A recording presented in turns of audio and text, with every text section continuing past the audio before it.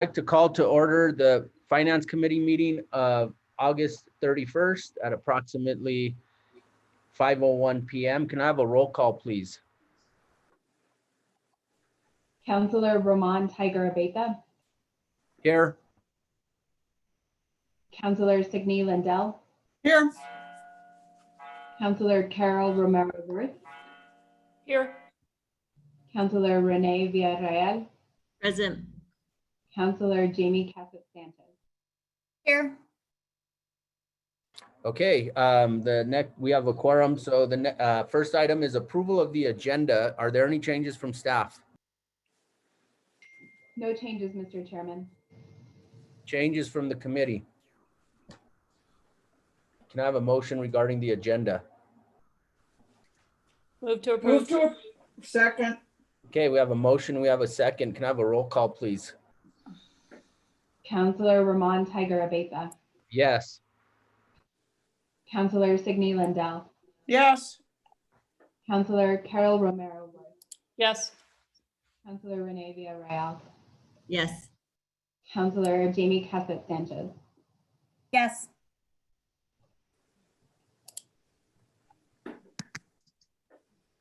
Yes, did you get my yes? Thank you. The motion passes. Okay, approval of the consent agenda. Let's start with Councilwoman Lindell. Councilwoman Lindell. Items to pull, Chair, Yes. Yes. B, K, and L. B, K, and L. Okay, Councilwoman Villarreal. Thank you, Mr. Chair. A, B also, as in boy.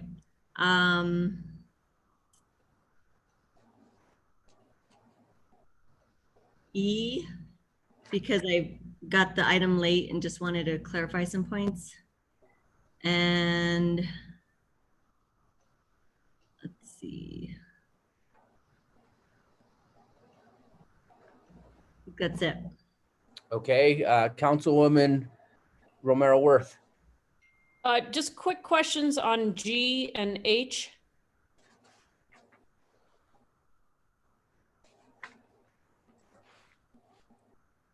Okay, Councilwoman Cassette Sanchez. B as well. B, okay. Okay, so I've got items A, B, E, G, H, K, and L.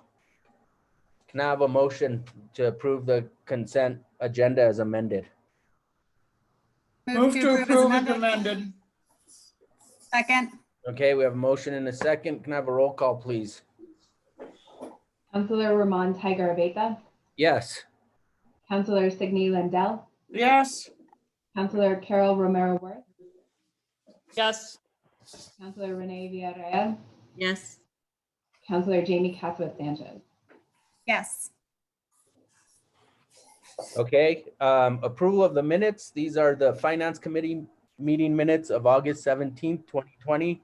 Are there any changes from staff? No changes, Mr. Chair. Any changes from the committee?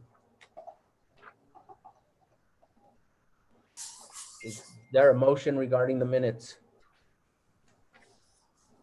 Move to approve. Second. We have a motion and a second. Any further discussion? Can I have a roll call, please? Councillor Roman Tiger Abeta, Yes. Councillor Signe Lindell, Yes. Councillor Carol Romero Worth, Yes. Councillor Renee Villarreal, Yes. Councillor Jamie Casset Sanchez. Yes.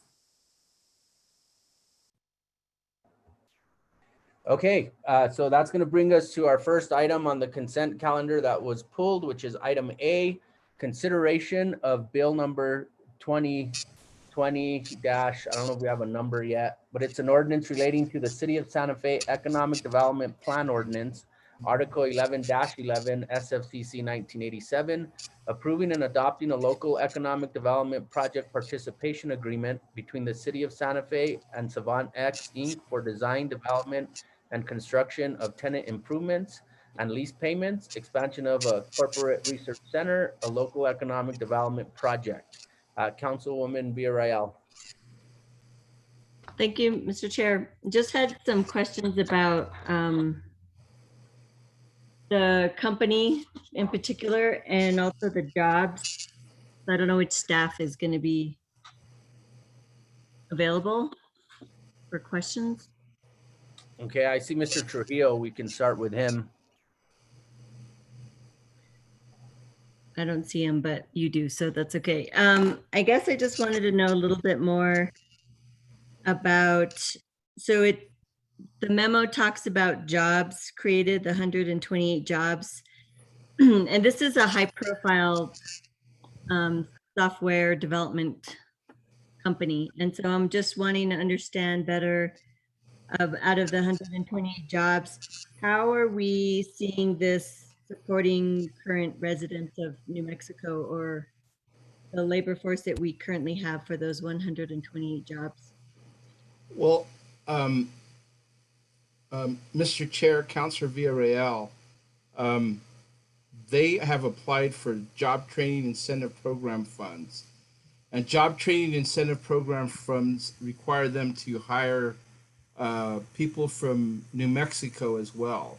So I'm not sure exactly the numbers that they're hired, but they have the numbers from New Mexico, but they're going to, every JTIP member that every JTIP employee that they hire that qualifies for JTIP,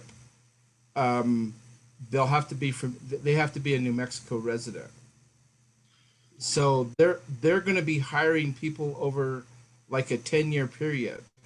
So over that period, they'll more than likely qualify for JTIP for predominantly most of the 128 jobs. So I would probably say, to be conservative, probably about 90% of them will be from New Mexico.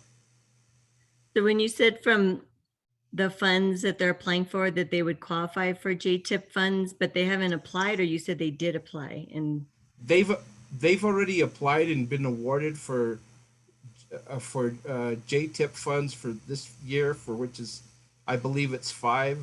Let me introduce Peter Mitchell from the New Mexico Economic Development Department.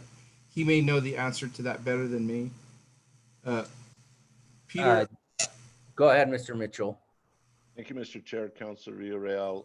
So far, they've just applied for 5 job training program positions that they have been accepted.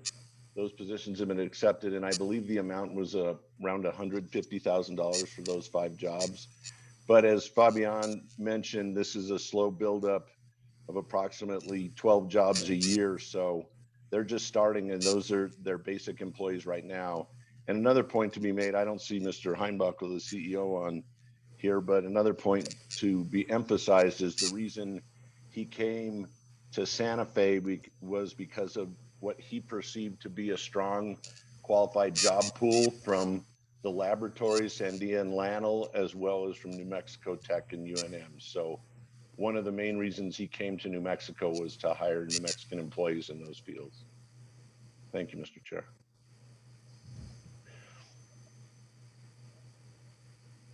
You're muted, Councilwoman Villarreal. sorry, I keep hearing this background noise, so I don't know whose it is, but I'm not sure whose it is. So the job training, the JTIP funds, that's 5 positions then that are required to be supporting local, like not local, but current From New residents of Mexico. Yes, Counselor. And that's all they're hiring this year is 5 people, and then they'll go. Their job creation schedule is in the packet, and so they'll be hiring like approximately 12 per year, and they are eligible to apply for JTIP funds for all of these positions, which is state monies for job training programs. Okay. And maybe this question is for Mr. Mitchell about your process of how you decide which companies will get or qualify for funding sources, whether it's GTIP or in this case, the LIDA. So is there some analysis you do other than the fact that you have to determine if it qualifies for manufacturing? But is there any look at social benefits of organizations? And I'm not just talking about jobs, but what kind of social benefits they bring or have implications on for New Mexico in terms of the type of sector they work in? Yes, the Councilor Villarreal, Chairman, the jobs, that is an important part of the JTIP process where we look at their civic involvement as well as the benefits to their employees. So that's an important portion of the JTIP part of the process. For the LIDA part of the process, we're basically looking at their capital expenditures as well as job creation and the amount of payroll over the 10-year period. So the benefits are looked at or scrutinized more closely at the JTIP level. The LIDA is a completely separate process.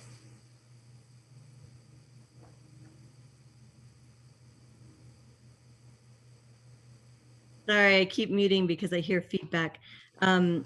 Just curious how then does LIDA analyze the social benefit of supporting a particular business or corporation or company? Well, that was the focus of LIDA, is to see what they're investing in the community. So we don't have a specific part in LIDA that addresses the social benefits and the benefits of the company. We're focused on job creation and how quickly what we're investing will be paid back by payroll taxes, GRT generated, et cetera, by the company. So we don't look at the benefits for the LIDA process. That's more of the JTIP process. I see. Okay. And when I talk about social benefit, I definitely think civic involvement is a piece, benefits, what kind of benefit packages they have for employees and different aspects of their employment structure. But I also think about the social benefit of the type of jobs, the type of work they are doing in community. And in this case, from what I understand from the packet material, that this particular company does proprietary software that is utilized by the Department of Defense and nuclear power industry. And I'm curious if they elaborate as to what exactly the kind of things they're supporting in those two veins of industry. No, Mr. Chair, Councilwoman Villarreal, they did not articulate that for the specific industries. Again, our focus was on the payroll and the amount of revenue generated for the community. So to answer your question succinctly, they did not articulate that in their application for LIDA funds. Okay, and I guess the reason why I'm inquiring about this is I think about the type of people, the type of companies, the type of corporations that we involve ourselves with or align ourselves with. And one of them, this is not really exactly the same kind of level, but you know, when we were deciding what kind of company we wanted to help us with our security for the city, we initially had a company that had a lot of human rights violations around the globe. And so ultimately we got rid of that contract. And so I guess I think about the implications, even though it's one step removed, it's software supporting Department of Defense and nuclear power industry, utilizing quantum analytics. And it doesn't really tell me exactly like what the social benefit is of that. And that's why I'm inquiring about these people.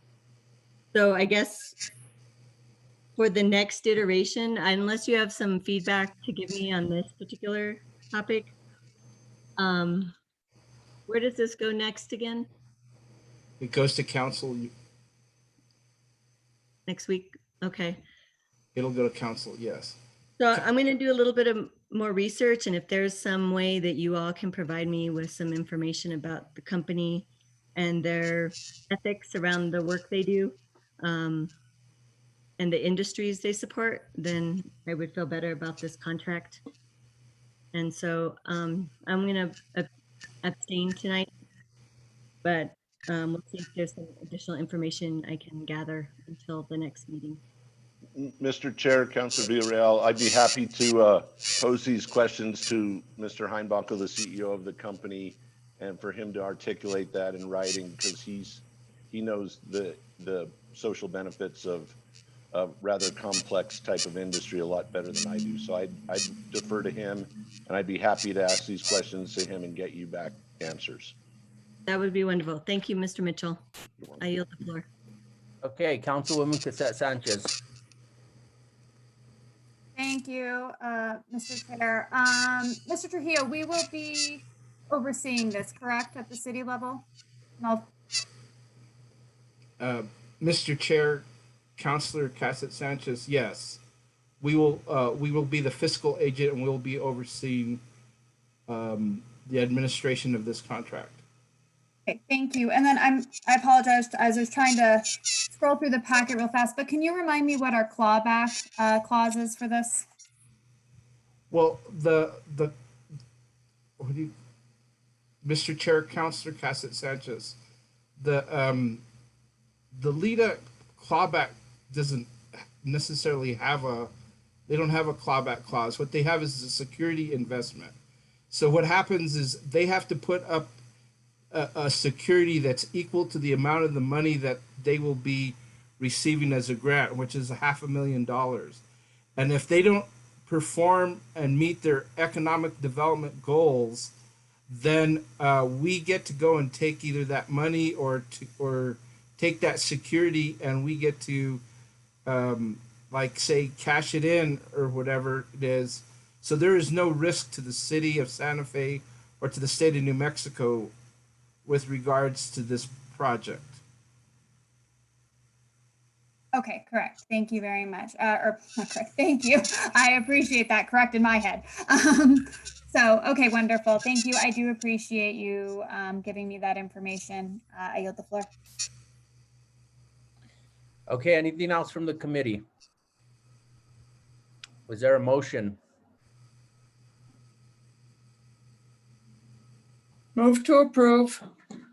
Second. Okay, did I hear a second? I heard the, Yes. okay, Second, yes. All right, so we have a motion and we have a second. Can I have a roll call, please? Councilor Ramon Tiger Abeyta, Yes. Councilor Signy Lindell, Yes. Councilor Carol Romero Worth, Yes. Councilor Renee Villarreal, Abstain. Councilor Jamie Casabet Sanchez. Yes. Okay, the item passes. So that brings us to item B, which is consideration of resolution number 2020, a resolution adopting the 2022-2026 Infrastructure Capital Improvements Plan, ICIP. Councilwoman Lindell. Thank you, Chair. I'm trying to open this right now, but what I wanted to bring up and have as a discussion is, my computer's not letting me open this right now.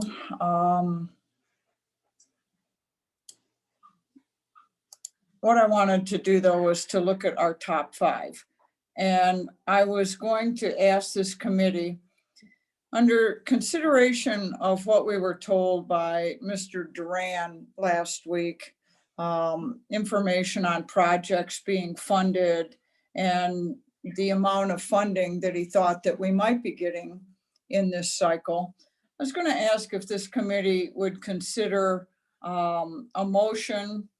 In fact, I'll make a motion to remove the fire station from our top 5 and replace it with the Harrison Road sidewalk and lighting improvements.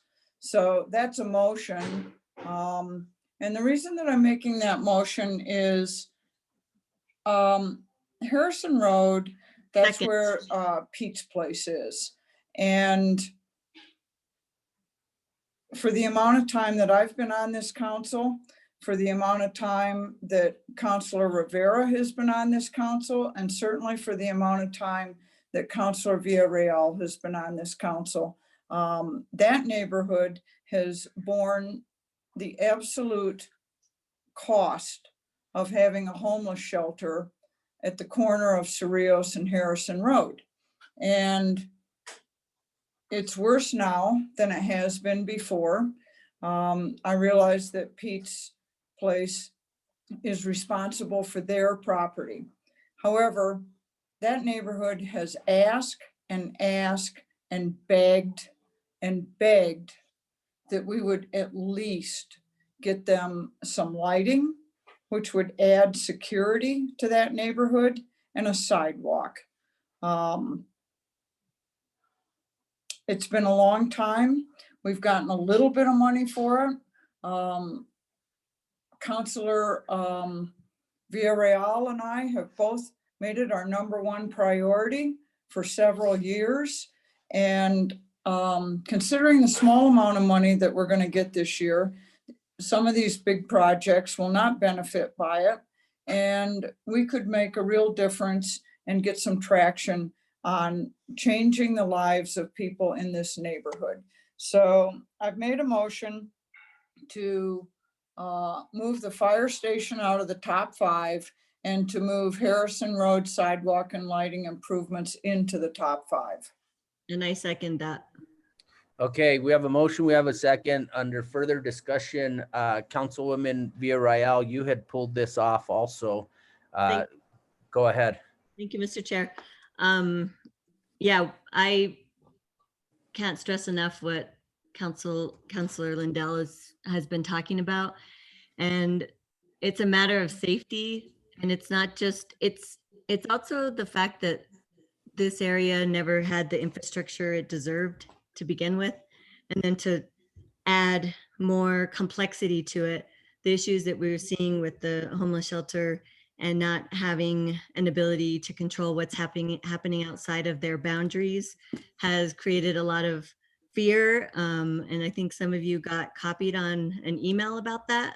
I think all of the counselors did. And I think they're just done. And this is, I feel like this is a short-term effort, and there's larger, kind of more complex issues we're gonna have to tackle with this. But at the very least, we need the proper infrastructure to provide safety for this particular street. The other thing I was gonna say is that with the adjustments that we had for the project listing, I'm willing to continue moving forward with getting or asking for teen center funds to continue that process. As well as I think you all added parks and medians, I think in the last committee meeting, maybe in Public Works. Yes, I believe so. Okay, so I'm okay with that. I'm actually wondering, after hearing part of that conversation you all had, is if the airport needs to be on there this year. I know we have different sections, different phases that we still need to work on, but we do have funding allocated for the airport, and I'm not sure if this particular time period we would even get it. So maybe we move up something else that has more particular public health and safety or wellness related issues, so that we can correlate it with the pandemic. So I don't know what that looks like. So maybe there's one more slot that we would consider for something else. But as of today, I would love for my colleagues to support the Harrison safety measures for infrastructure, and then some of the other ones that we've had. I guess the other one I'd like to mention is maybe the, I can't remember we named it differently, but it's really around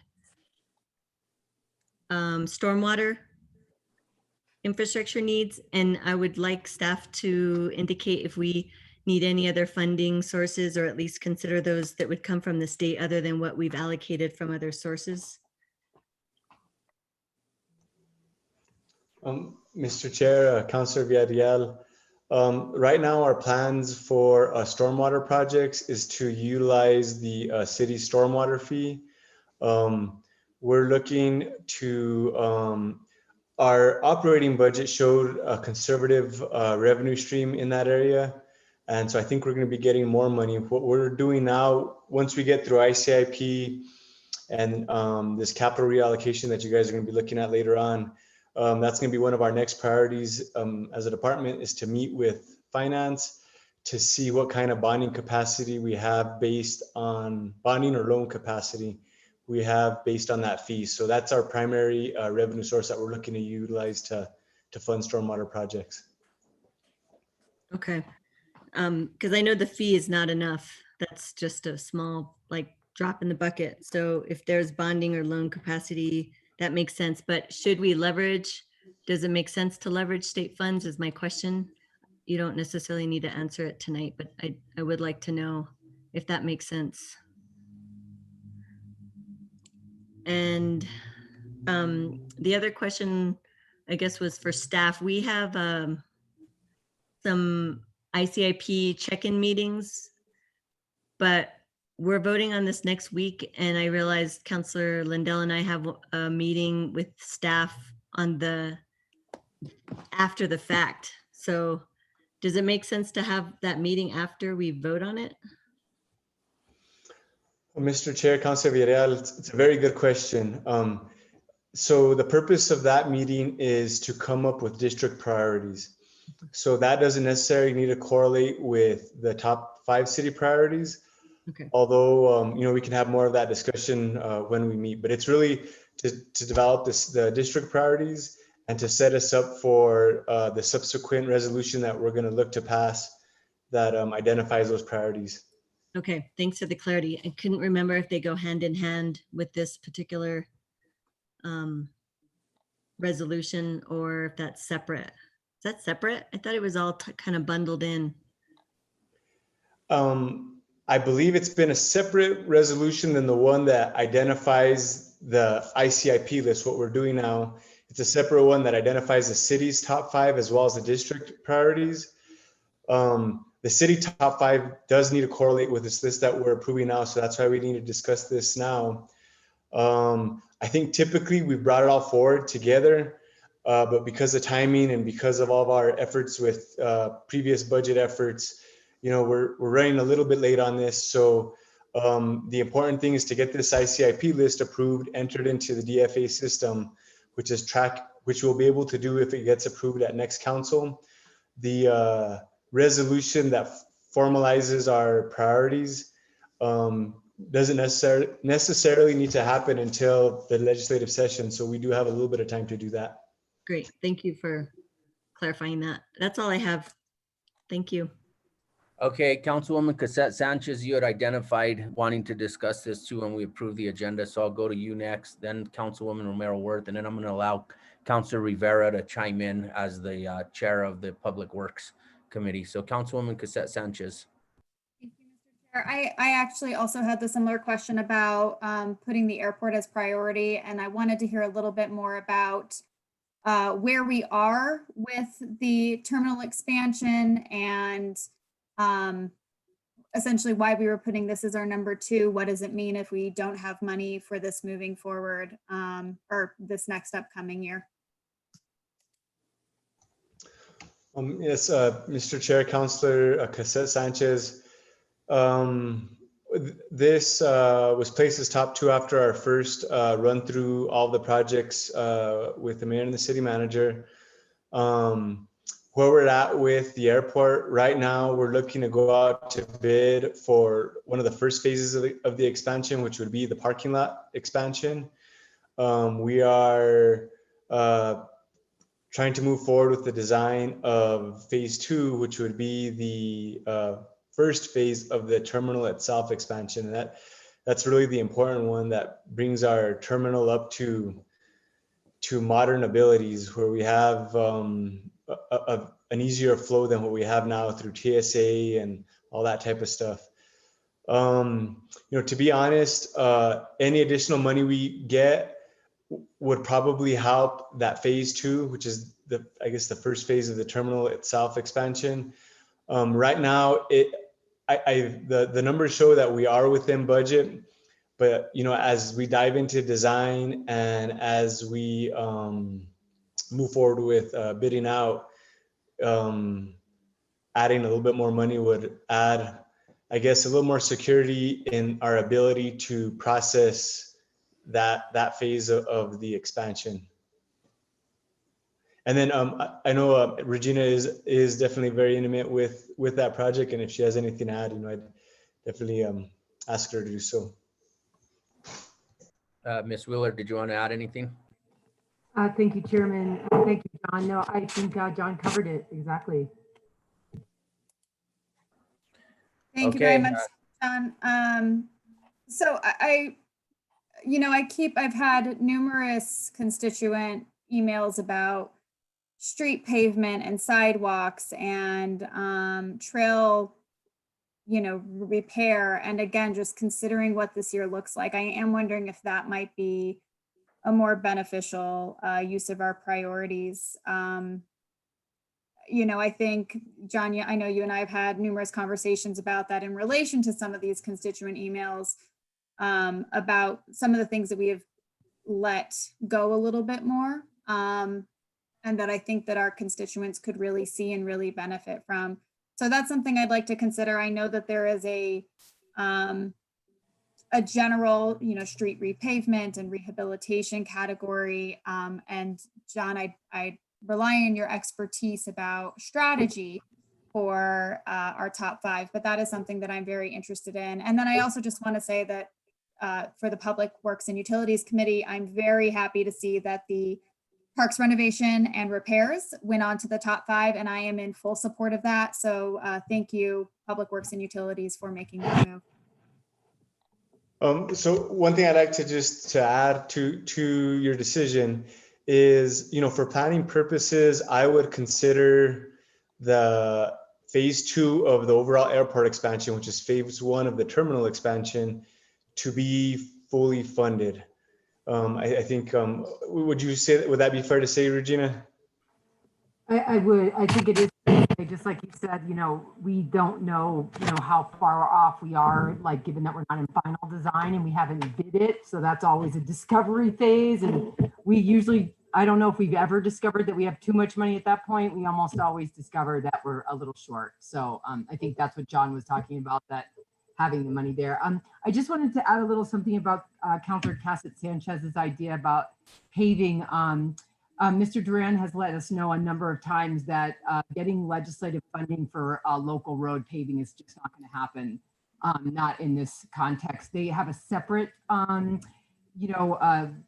resolution that they passed for roads, and we do have a number of resources for paving roads as well. We'll be looking at a GRT bond this year, as well as it's almost time for us to do our gas tax bond again, which gave us all that money. And so I think that wouldn't be the most strategic one to put in our top 5 here.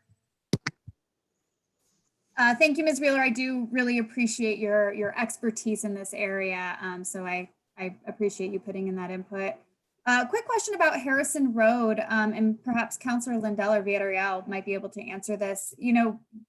It is technically in District 1, although across the street from District 4. And so the Pete's Place safety concerns have been raised by many of my constituents on the other side of Cerrillos. Can you guys let me know a little bit more about the lighting aspects and how this potentially could benefit the neighborhoods right across the street on the other side of Cerrillos? Well, I'll start if you don't mind, Councilor Villarreal. There's no lighting on the part of Harrison between Cerrillos and Agua Fria. So that creates an area that it's very easy for people to hide. And because people are not allowed into Pete's that are inebriated, those people those folks have a tendency to hang around the periphery. And also because of the darkness, it's become a very active area for drug use. it's just dangerous, and it's all about safety. And the residents there have put up with this for years. Really, they've borne the hardship of the shelter for the entire city. Now, that's not to say, we also need to remember that up until recently, Pete's has done the work for the city and of the city, because that's not some work that we were actually doing. We are doing that work on the campus right now, but nonetheless, Pete's has done that work for the city for many years through volunteers. I'm not being critical about Pete's. It's the circumstances and how this is spilled over into the neighborhood. Pete's does what they can do to manage their own property. It is not necessary for them to manage the properties around them. And the reports that we get on a pretty regular basis is when people call the police, they don't get an acceptable response time. And that adds to the urgency of having lights on Harrison Road. So that's, I mean, nothing's changed on Harrison Road other than it's gotten worse.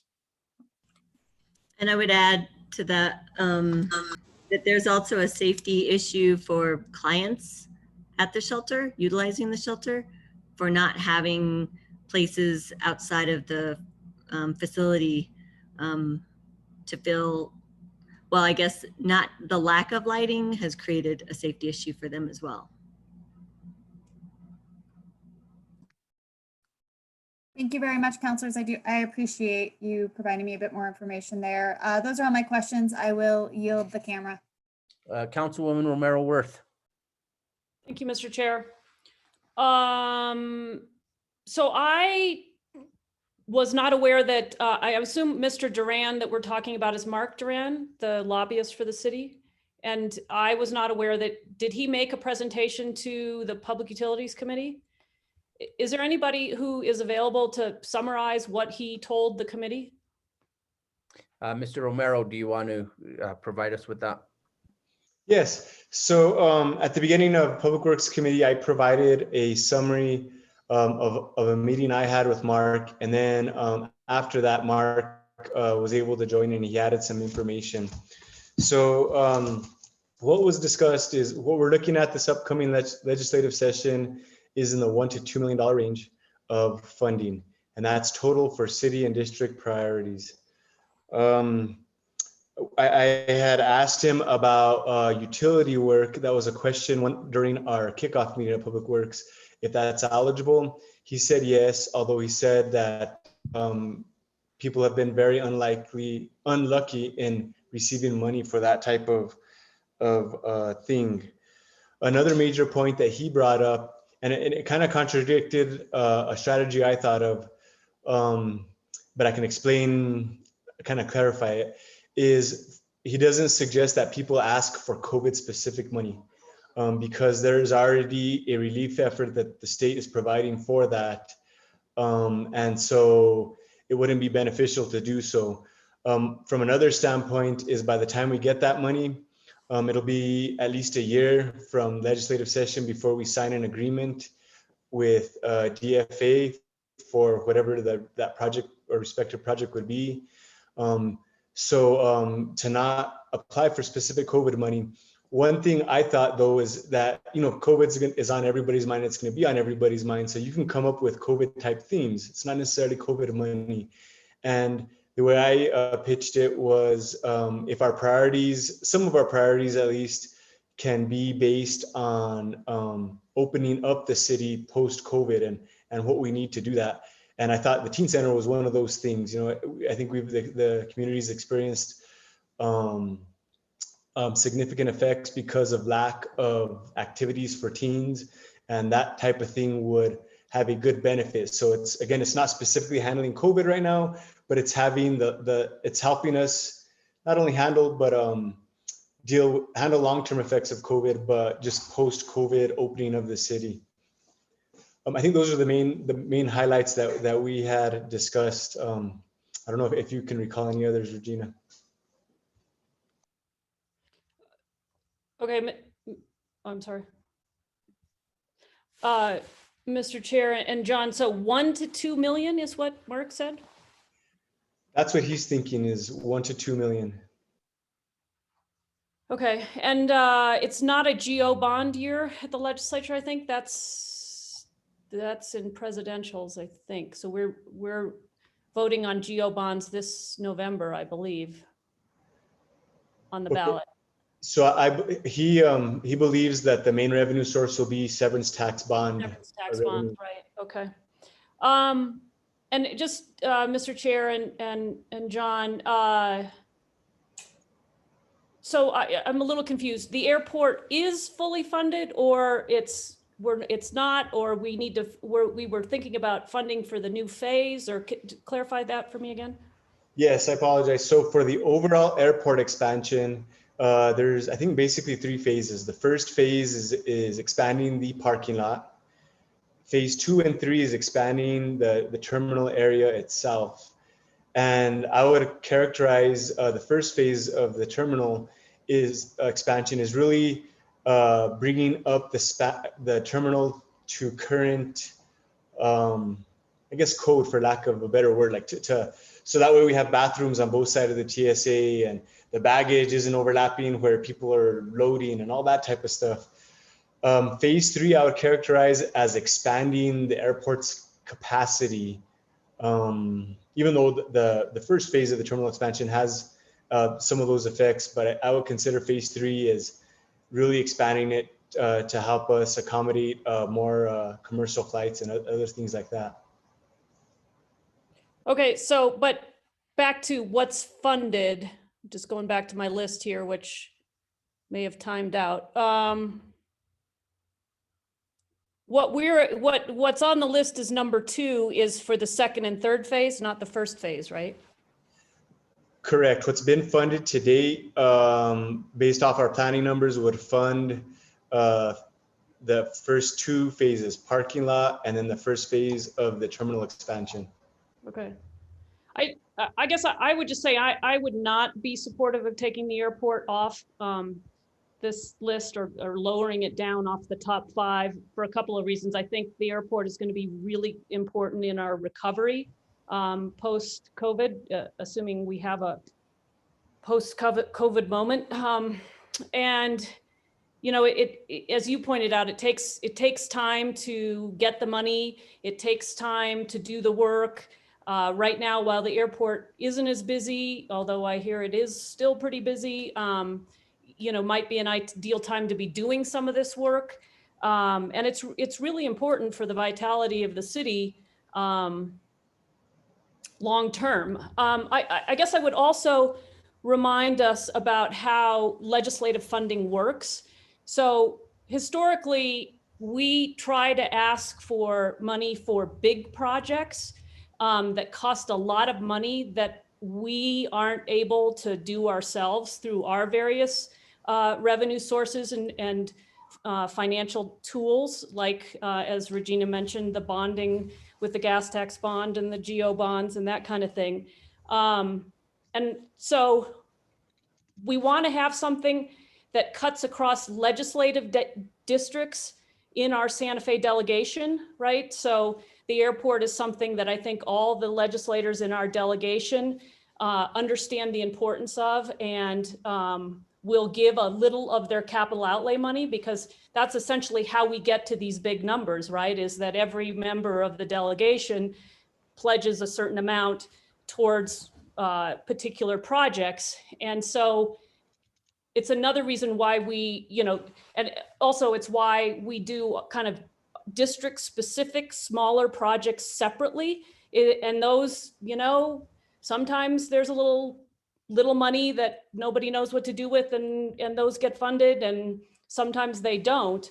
But our top 5 projects need to be big projects that we can't fund ourselves and that cut across projects, or cut across the entire city, benefit the whole city. I mean, I think arguably you could make an argument that improving the area around on Harrison is important because it supports the homeless shelter, and homelessness is a citywide issue, and that's, you know, something that we need help with. Although it's, you know, again, it's not a big project.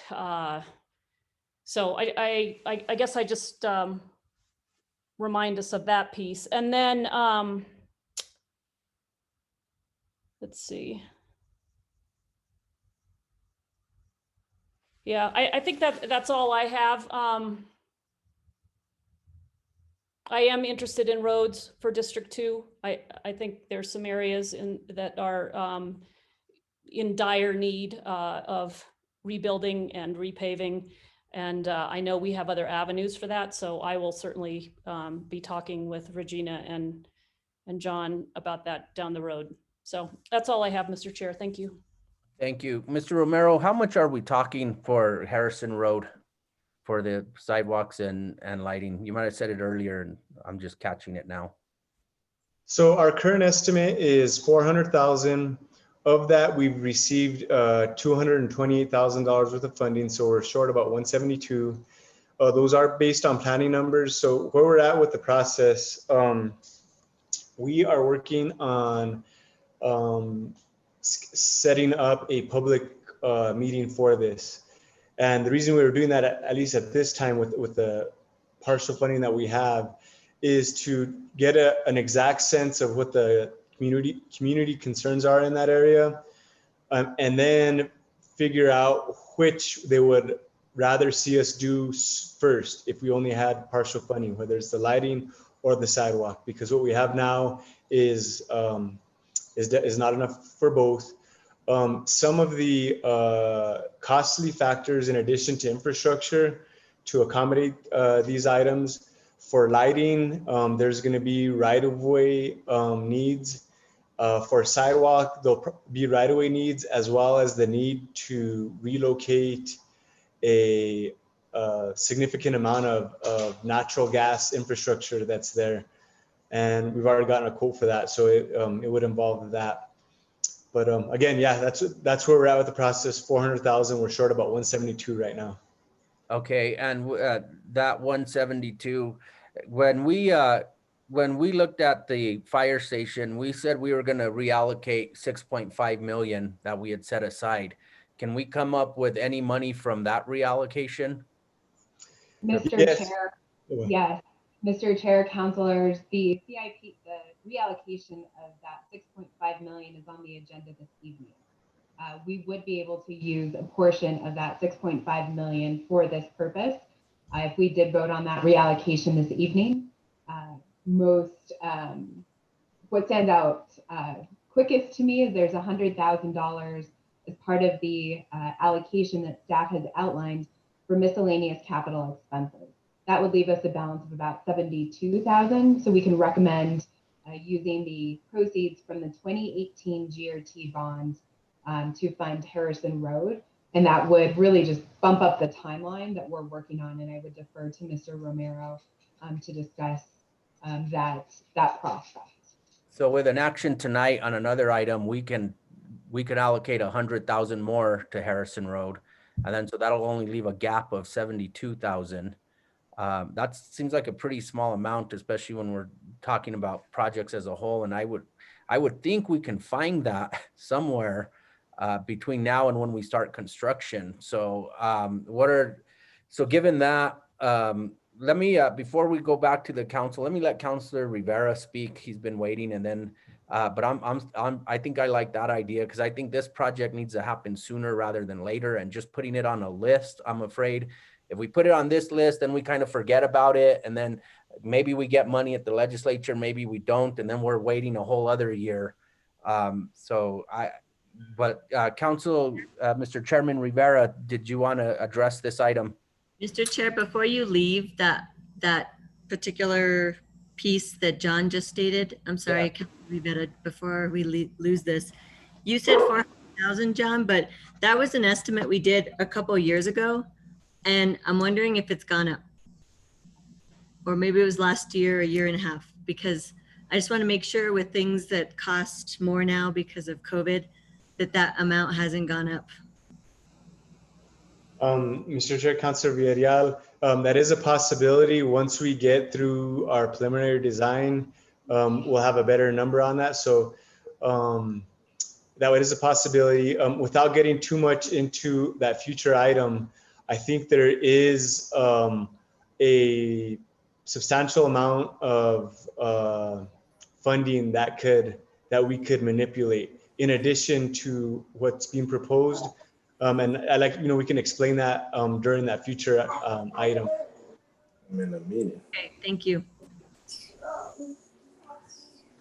Okay, and that's item E on our agenda, right? Yes, which I pulled. Okay, yeah, I think I think we should reallocate $100,000 under item E, and then and give direction to staff to find the balance. Because like I said, I think if what I'd hate to happen is we add it to this list and then we just kind of, like I said, we forget about it and we wait till January and hope the legislature does something about that. But Councilman Rivera, what are your thoughts? Thank you. So first of all, just want to say I'm in support of Harrison Road 100%. So however you find a way to do that is fine with me. The second thing regarding the airport, I think Councilor Romero Worth said most of what I wanted to say. In addition to what she said, I will add that Mark Duran suggested that we keep it on the top 5 list as well. Because it's a regional project that supports all of northern New Mexico. So there's more than just the Santa Fe delegation that's interested in it. And also it's going to be a post-COVID recovery method for all of northern New Mexico. So he did recommend that it stay, and I think that's why we left it. So we have some high dollar projects with the teen center, the airport, and then some lower dollar projects with parks and medians that we can take advantage of whatever the legislature can come up with to give us. So that's what we spoke about and just wanted to convey that. So thank you, Mr. Chair. Okay, so anything else? All right, so, okay, I have one more thing regarding Harrison Road. So is it on the list now? It's just not on the top 5, or is it not even on the list? It's on the list.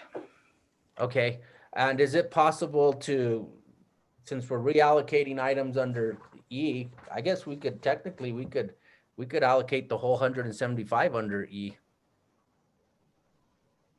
So, okay, so given that, does someone want to make a motion regarding our top 5 that the Finance Committee wants to recommend? Mr. Chair, I believe there's a motion on the table. Oh, there is a motion on the table to move Harrison Road into number 5. So go ahead, Councilwoman Lindell. I'll withdraw my motion. Okay.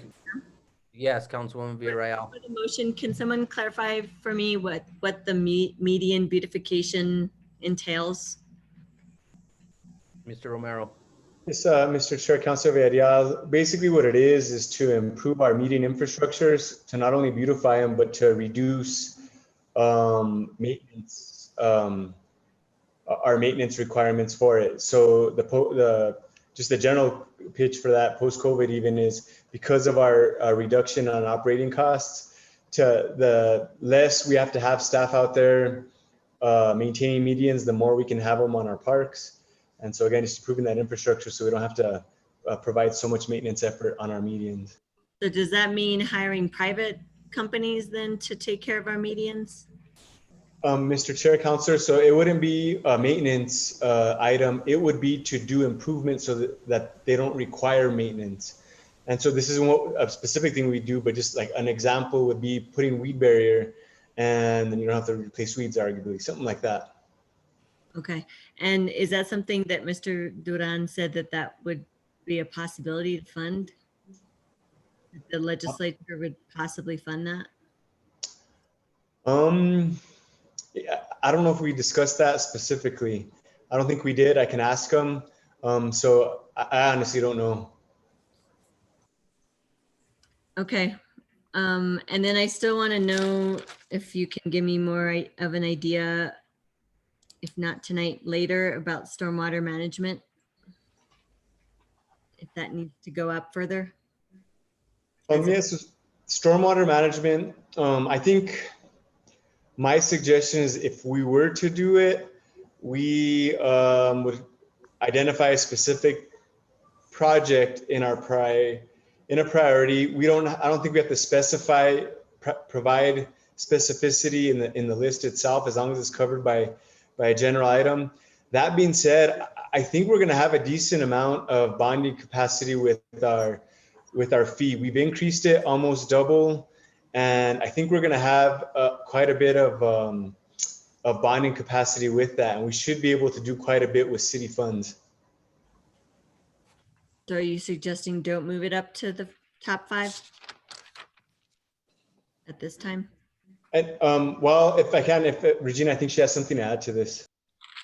Thank you so much, John, Chairman, and Councilor Villarreal. If you remember, we just increased the stormwater fee last year, and we made a whole pro forma and project plan and cash flow analysis showing that we could fund projects at the rate that we could achieve them. The prioritized projects would get done quickly. There's a plan in place, and I think now's really the time to really work with finance, as John said earlier, to get that bonding going against the stormwater fee. So I think that area is in really good shape. That was the design of the new fee. Okay, as long as we don't somehow have a gap that we wouldn't realize, because even just the plan itself identified priority projects, but the entire need is pretty great. So I think even bonding capacity wouldn't even cover that. So that's why I'm just bringing that up. And maybe this is not the year for it, given the limited funds the state will be able to give us anyway, but I just wanted to put that on our radar. Thanks. Okay, Mr. Romero, can you summarize the top 5 as they stand right now? Or just list them out. Yes, so before the motion, what was submitted to you guys for the meeting, priority 1 was the Southside Teen Center, 2 was the airport terminal expansion, 3, it was Santa Fe medium beautification, and actually that's an error. Public Works Committee moved parks up to number 3. So start over again. Number 1, Southside Teen Center, 2, airport terminal expansion, 3 was citywide park renovation, 4, medium beautification, and then 5 is fire station number 2. That's not what was sent to you guys. We didn't swap medium beautification and parks, so that the plan you have shown still shows parks as 4, and I apologize about that. Mr. Chair, Yes. can I ask John a question about that, about the fire station? Yes. I just remembered Mr. Duran saying something about that. Did he say that because of the amount of money needed for that project, it wouldn't make sense to put on the list this year? Mr. Chair, Councilor, yes, I think that's fair to say. To be honest, when we first had our first brush at this list, the first 4 we felt fairly strong about, especially the first 3, considering the parks one. We just threw that one in there. To be honest, I'm the one that suggested it just because it made it look like a nice rounded list. You know, we have everything from community type services to public safety. I don't know how far down that list with $1 to $2 million we're going to get anyways, especially with council district priorities.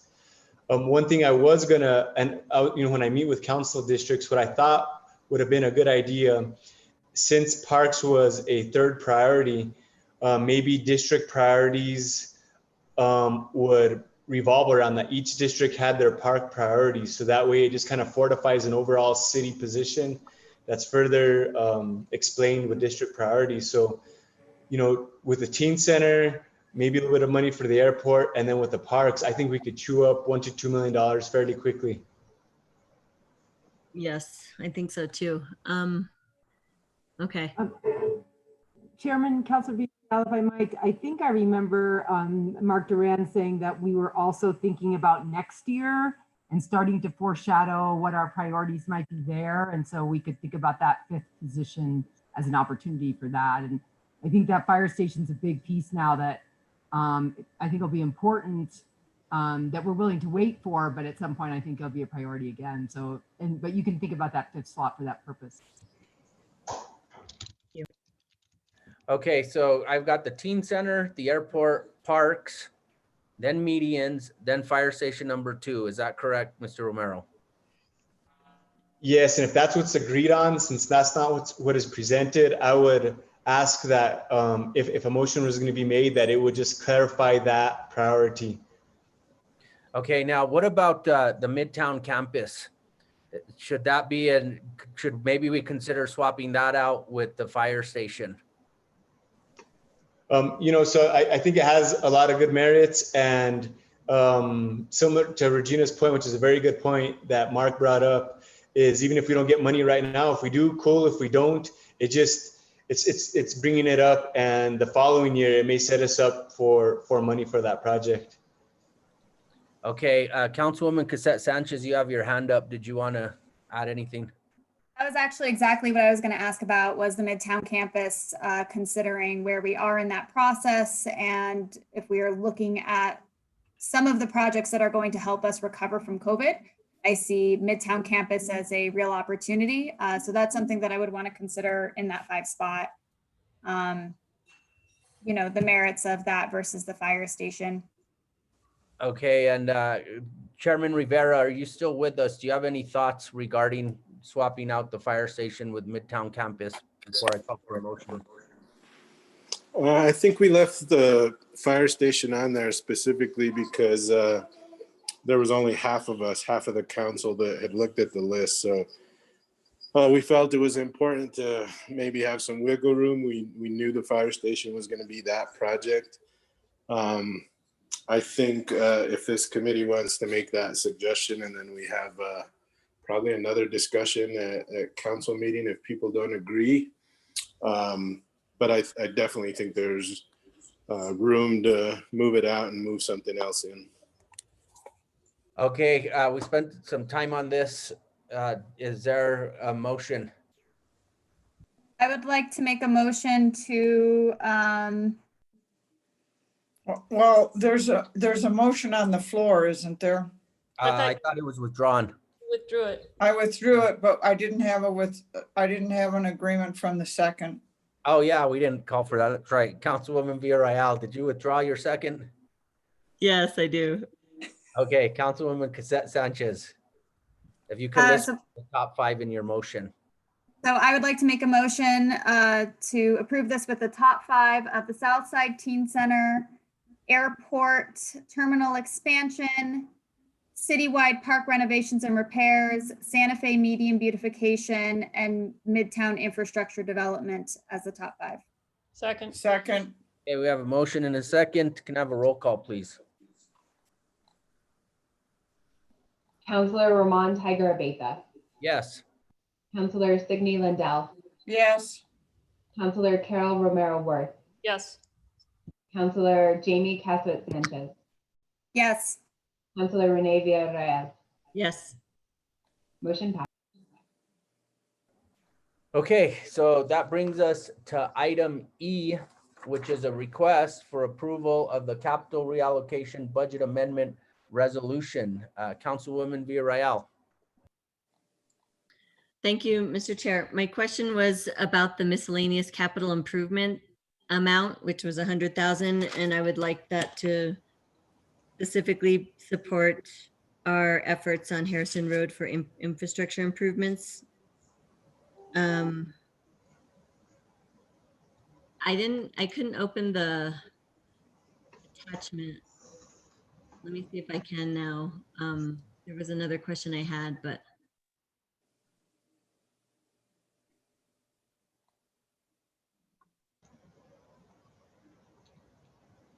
I guess the other questions I had to do with just the list itself, that staff put together in order to cover the remaining amount. All of those projects are essentially like safety related needs, or is it just wish lists? Mr. Chair, Councilor Villarreal, what we're looking, so just a brief history, we had freed up roughly $6.5 million of GRT bond money, 2018, primarily 2018 GRT bond money, by reprioritizing projects. We scraped change from projects that were completed, reduced scope in projects, and then the primary funding source was the holding off on the construction of fire station number 2. That generated $6.5 million. What we're looking to use this for is, these are all operating supplies that we would have normally, they're capital items, but we would normally budget them during our operating budget. So we need them. So for instance, the signal stuff, if a signal goes down, we need equipment to repair it, which we don't have right now. And we need that on a consistent basis. If a boiler goes down, we need to be able to fix it at a moment's notice. There are some planned improvement projects, such as the mezzanine at Genevieve Chavez, some roof repair. This is primarily what money we would have normally asked for in the operating budget. Another thing I wanted to mention, so the $6.5 million was primarily bond revenue. My understanding is, and I don't understand exactly how this works, I'm sure Mary could explain it better, but we have some bond premium, which is basically additional money in addition to that. And I think that might be in like the $2 million range. We're not proposing that right now. The reason is I wanted to keep it simple, because the original $6.5 million that everyone was familiar with, I wanted everyone to just kind of keep moving that along. What we're going to be coming forward with shortly after this is that bond premium funds. And, you know, in that proposal, we haven't discussed that, but it could be, I think what we're going to be looking to do is earmark that for underfunded projects, such as Harrison Road. We may have some other operating type of capital expenses that come up that we'll need to use that money for, but that is something that you guys could be expecting soon, is the appropriation of those funds, the additional 2 million plus of bond premium. Good to know. One thing I was trying to figure out is, out of this 6.5, where do we reduce what we spent or we allocated for the public safety radio system replacement? Where does that factor into the total that we're looking at right here? Or is that already deducted?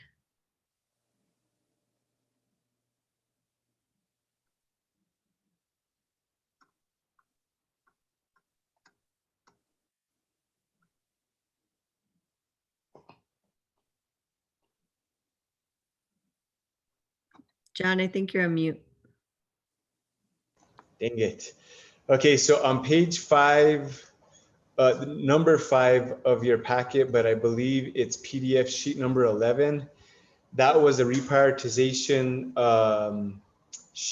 project sheet. And one thing that it did do is it actually added money for that effort, for the CAD system in that effort.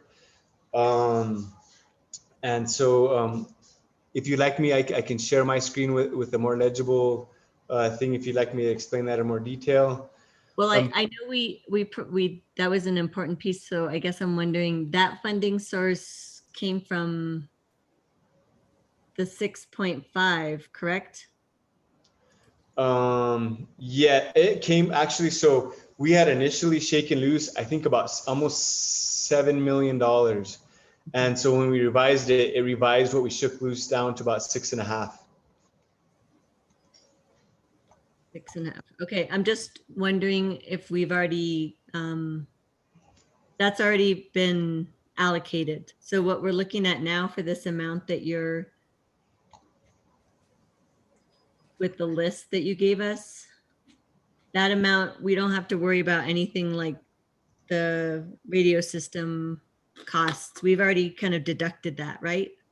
I don't know how to describe it, but I'm just making sure that it's been part No, of the process of making sure what funds we have remaining. Yeah, so it's a a very good question, and so the answer is yes and no. So let me explain it real quick. If I can, I'm going to share. My screen is kind of, I won't share it because my screen isn't working that great. So what we did is we added another 556,000 to the public safety radio system project, and that was primarily to help with the computer aided dispatch system, to help implement.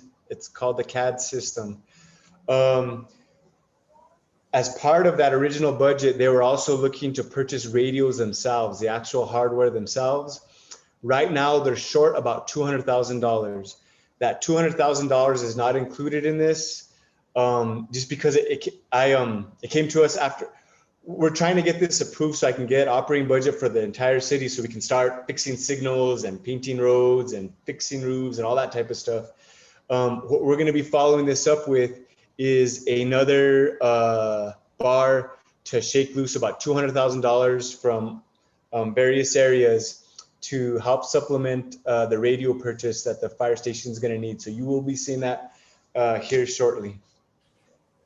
Okay, so we have, I guess my question is, should it be on that list, that 200,000 you're saying that we still need? Should it be on this list that you provided for us?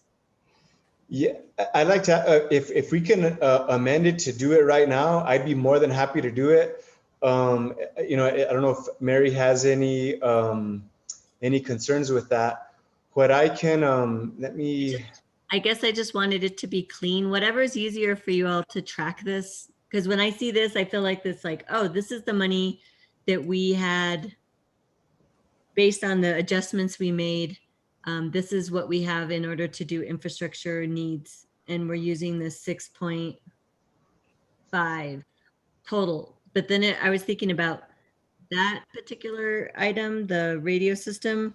And then I was thinking about the reductions we made to Swan Park amenities and the GCC improvements that we took off the list in order to kind of slim down and shave down our budget for this. And so now I'm wondering, where do those projects go? Are they still off kind of on the to-do list? Or maybe Mary, you could help explain how it all kind of plays out. Mr. Chair, councilors, Councilor Villarreal, thank you for the question. This is why we bring forward this budget adjustment request to council, because these are the priorities that have been identified by staff to fill the 6.5 million, but we are looking to this committee and to council to prioritize how we're using this 6.5 million most immediately. But I'll say one more thing, and then I will defer to Regina and John to give some ideas about which projects on this list that make up the 6.5 million could be reduced at this point to then fund the priorities that you have listed or that other councilors have, including the Harrison Road project. One more thing I do want to reiterate is what John Romero did say about the bond premium. This is additional funding that we have that we will be bringing forward a project plan as well. So if there are any other additional, this is all from the 2018 GRT bonds. And so we have also worked with our bond counsel and one of our consultants to ensure that these expenses will be reimbursed. We can pay for them out of the 2018 GRT bonds. So everything that is on this list, we've already verified that with our bond counsel, our attorney, as well as our CPA consultant.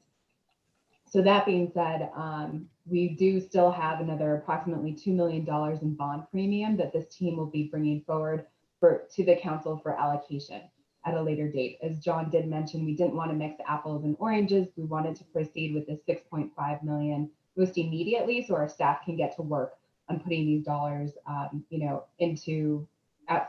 putting these dollars to work.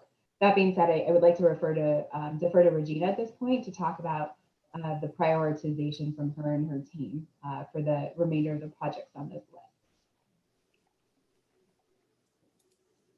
Thank you so much, Mary. Actually, John, as you guys know, has done the work with the team on the prioritization, so I think I'll let him take the lead on the conversation.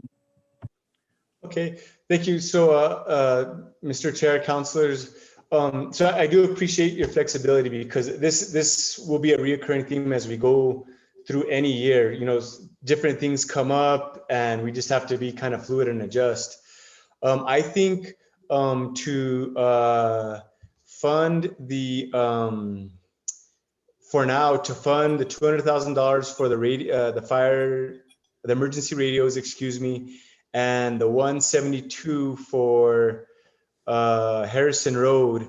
I think a good place to pull it out of would be the $2 million that we had for roof repair. That we may have enough even with pulling out that total of $372,000. As we get better estimates for the roof repair, we can always pull money from another priority that we had. Maybe we'll look towards that bond premium if we have those figures in time for that. But if I could suggest that if this gets approved, it gets approved reducing, let me get the exact term for this, the roof and the roof repair of $2 million, reduce that by $372,000, allocating $200,000 to fire department radios, emergency radios, and $172,000 to Harrison sidewalk and lighting. That adjustment sounds fine to me. And I guess I'm just wondering about the reallocation that we did do in order to kind of rescope, if you will. I don't know if that's the right word, but look at the 2018 GRT bonds and those projects I listed. I just want to make sure they're not immediate needs in terms of like safety related stuff like GCC improvements. And then, yeah. So those are good questions. So what I tried to do with this process was to try to break it up is what we first heard several months ago was what projects we could reprioritize, put off, and why. And then I'd be more than happy to revisit that. Now is where we're looking to put all that money that we freed up so that way we're not digesting so much at once. But if you have any specific questions for any of the projects that got defunded, I'd be more than happy to answer them, including anything at Genevieve Chavez, any questions you have regarding that. Yeah, I just want to make sure that we're covering our bases. I'm sure you all are doing that. I just didn't want those to get lost in the mix. And again, they may be more enhancement stuff versus safety issues. So I'd rather us prioritize the safety issues that, and I'm assuming the list you gave us, this new list, does that in terms of what you think will be the things that we need to take care of immediately. Yes, definitely. So, using Genevieve Chavez as an example, we, from GCCC, we removed a little over $356,000. And so what we're not doing for now, and we're placing on hold is $85,000 for pool room and window painting. We thought that it's an aesthetic thing that has no safety or structural, no immediate need based off of a safety and or structural need. We did $250,000 that was out of Genevieve Chavez that was for structural painting. There was some portions of the building that had like a rust look. After we looked at those, it was almost like a patina. It was just superficial. It had no structural, it didn't reduce the structural integrity of the building. So we felt we didn't need to do that immediately. And then another thing we did is we did removed about $22,000 worth of pool tile repairs, which again, we didn't deem to be necessary. Examples of necessary safety and or operating things that we're looking to do right now. Again, signal sign and paint is an easy one for me to explain because I'm very familiar with it, but it's just basic maintenance of our signs. A stop sign gets knocked down, we got to replace it. Signal bulb goes out, we got to well, it doesn't operate because the cabinet's not working. We got to repair the cabinet with equipment. Other things we're looking to do is to refurbish the Sandoval parking lot elevator, which needs to happen before it becomes inoperable. So those type of things. So definitely, I can go in more detail, but it is to reprioritize towards things that may not only be a safety concern, but just an infrastructure need that without it, it would compromise our ability to deliver services to the community. Excellent. Thanks, John, for the explanation. That's all I have, Mr. Chair. Councilwoman Cassette Sanchez. Thank you, Mr. Chair. John, I just wanted to make sure I understood your recommendation. So you said reducing the roof repair by 372,000, 200,000 to emergency radio, which we talked about, and then 172,000 to Harrison. But would that also still include that 100,000 that had been unassigned also going to Harrison? Mr. Chair, councilors, so that would be in lieu of the original suggestion of pulling it out of miscellaneous capital improvements. I think it's important that we leave that 100,000 of miscellaneous capital there. I was okay with moving it out initially, but we were going to have to replace it. And again, that's for miscellaneous capital needs that come up. A door breaks and we got to fix it. The push button for the for ADA accessibility.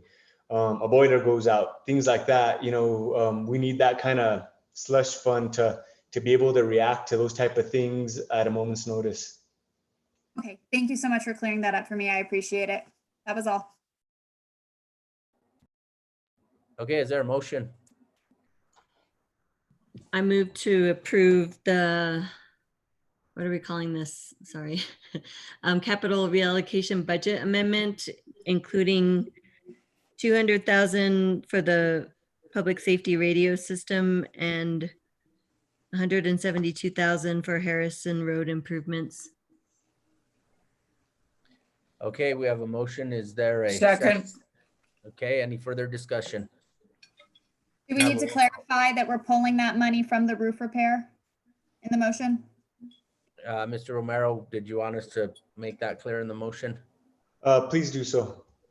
Okay, and we would be reducing the roof repair item to cover these two items by 372,000. Okay, is that clear to the second? Yes. Okay. All right, can I have a roll call, please? Councillor Ramon Tiger Abeta, Yes. Councillor Renee Villarreal, Yes. Councillor Carol Romero Worth, Yes. Councillor Jamie Cassout Sanchez, Councillor Yes. Signe Lindell. Yes. Motion passes. Okay, thank you. That gets us to item G, which is a request for approval of contract amendment number 3 with Studio X in the amount of $125,000 for website services for FY21. Councilwoman Romero Worth. Thank you, Mr. Chair. Mr. Chair and Mr. Randall, so my questions here, hold on, let me just get to that place. The amounts don't seem to line up. And so I just wanted you to walk through these with us. So on page 1, it says, so the memo is dated March 27th, 2020, and it says under item paragraph, the amount of this amendment is $125,000, including GRT, and will be available on July 1st, 2019. Assuming that should say 2020. Mr. Chair, Council, yes, that's a typo. Okay, and then we go into the amendment on the next page. So we're at page 2, and it says the original contract amount was 150, and then written out in ink, it says 125 and somebody's initials. But then you go down under 4, history of contract and amendments. This is amendment number 2, correct? Mr. Chair, Council, that's correct. Okay, and it says here, amendment number 2 is 150,000. So that 125 didn't get fixed, right? It should be 125, not 150. Mr. Chair, Council, I'm sorry. This is the history. This is amendment number 3, actually, that we're working on. Okay. And so that reflects, it was 150 last year, Oh, you're right. Okay. and this year it's 125. Okay. All right. Good. And then jumping down.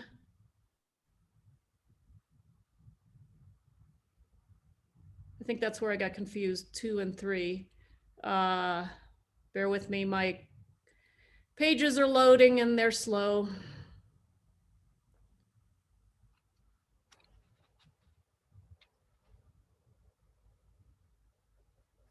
Okay, and then, so amendment number 3 says 125. So, okay, but then on page 11, so there are 2 front pages. So pages 10 and 11 both reads City of Santa Fe Contract Amendment number 3. One says 125 and one says 150. What's the difference between those 2 pages? Mr. Chair, Councilor Romero Worth, the second, the front amendment 3 is the correct one. The second amendment 3 was put in back in March before our budget process, and it's the one that had legal approval. So we were advised when the budget moved the amendment from 150 contemplated to 125, and we were advised to put in both amendments to show that the form had legal approval, but the actual one being approved is the amount of 125.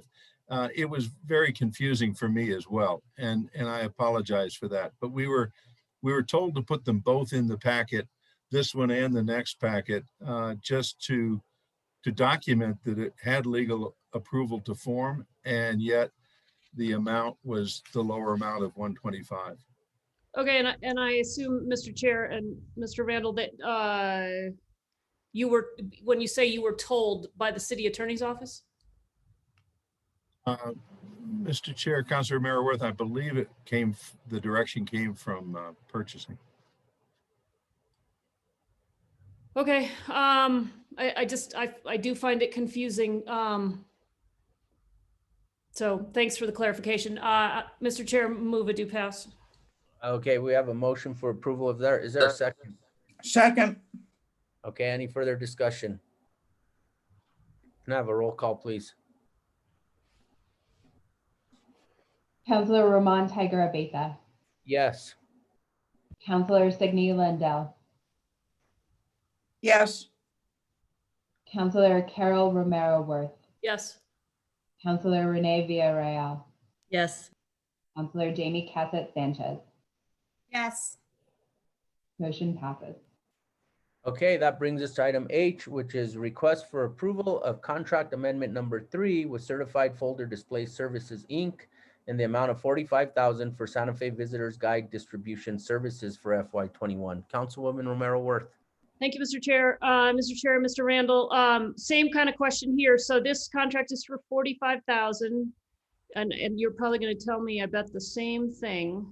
It has 2 different contract amendments, one for $45,000, one for $50,000, and I assume it's the same answer as the last one in terms of why one reads one way and the other reads another way. Mr. Chair, Councilor Romero Worth, we are consistent in our confusion. Yes, it is exactly the same situation. Okay, and then I was just checking that all those numbers are right. Sorry, takes a minute for the pages to load. Okay, I think they all line up then now. Hold on, one more. Okay, Mr. Chair, I move do pass on this as well. Thank you. Thank you, Okay. Mr. Randall. Sorry to keep you. Second, Okay, can I have a roll call, please? Yes. Councilor Ramon Tiger Abeyta, Yes. Councilor Signe Lindell, yes. Councilor Carol Romero Worth, Yes. Councilor Renee Villarreal, Yes. Councilor Jamie Cassett Sanchez. Yes. Motion passes.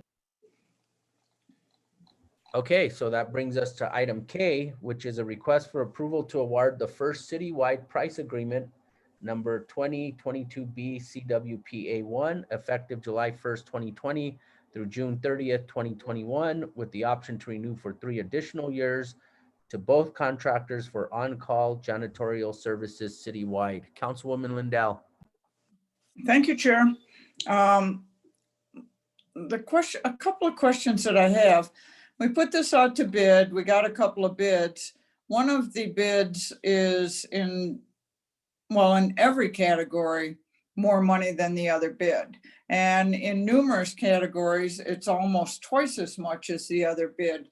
Why do we want to keep both of them in this as contractors? And secondly, how would we direct our business to the SMI rather than Nellie's cleaning service? Nellie's cleaning service is terribly more expensive. So what it was is the intent to award was multiple awards. So in the bid, it clearly stated it would be a multiple award. If they matched the specifications, which they did, however, I know they're higher, they still responded to the specifications. So therefore, because we said a multiple award, we didn't reduce it to a single award. So we allow the choice because it's on call. They may call the significant cheaper one, which we saw, which is almost half the price, right? So if you notice, the highest price is local, which is in Santa Fe, and the lowest is in Albuquerque. So that was also consideration of the difference in prices. For some reason, just 55 miles away, it seems like we're more expensive here in Santa Fe, but it was called for a multiple award. So therefore they responded and their bids were clear. They responded to each one of the items. So we did multiple award, and we would not direct anybody to just, it gives them the option of who to use for on-call. So if one's not available, the other will be available. So we don't have the option of having people call SMI prior to calling Nellie's? No, we don't specify that they call them first because they are the cheaper option, no. Why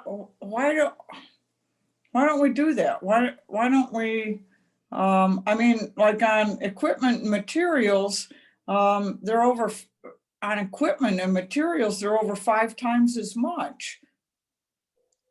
We identified that. And again, they responded to the bid correctly. There was nothing. We can't pull this back and start over again? We can send it out for rebid. I'm really not comfortable with this, the way that it has come back to us. Right. Secondly, we don't have a maximum on this, and it's renewable for 3 years, right? Yes. I'm not comfortable to. It's a price agreement. Yeah, I see that, but I'm really uncomfortable with not having a max on this of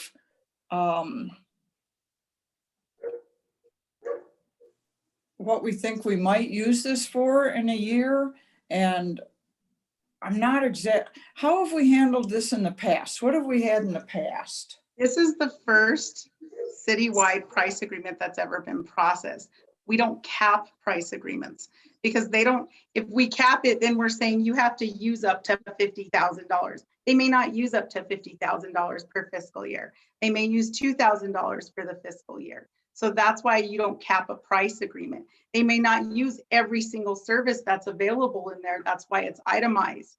They may use certain services. So that's why we don't put a capped amount onto a price agreement. I understand that you feel uncomfortable when you're saying that, but they will open a purchase order utilizing this price agreement at the cost of each individual price, right? So they would itemize their purchase order. It gives them the ability to use this purchase order without having to go for a contract. Or again, like you said, we can reissue it but we did issue it. We did a competitive process. This is what we got back. It was advertised, it was open. We can do it again if we're not comfortable with the pricing. But yet it is that between the two, it's pretty, you know, it's half. It's basically half and half. But they did respond. All right, I get it, but so how would we have any control over someone? I'm not sure who would issue a request for these services, like how that would come about and how we would, I mean, how do we have any control at all in, like, if someone says, oh, well, we need janitorial services over here, and you know, I know Nellie's Cleaning, I'm just gonna write a purchase order for them. We don't have any control over that, do we? No, we can't control it. On that point though, Councillor Lindell and Mary, but if you're the department and you propose to use that more expensive one, then you'd run out of budget sooner. And so that may be the downside to doing that, or the motivation for not using the more expensive company, because you would be able to, I mean, you'd exhaust your budget basically, right? Or am I wrong? Mr. Chair, councilors, yes, that is correct. What Fran is putting forward today is for a citywide price agreement. It's very similar to the state price agreements that all of our departments use, and bring forward to you if there's a contract that comes forward. And Fran has listed that it's a statewide price agreement. This gives departments multiple different options. For example, this is on call. So if for some reason the Santa Fe company was not available, but we did need these services immediately, we would have a second option, since the second, because it was a multiple award. But Mr. Chairman, you are correct that if the department chooses to go with the most expensive option on the price agreement that we're putting forward today, they would have those dollars wouldn't go as far as the less expensive option.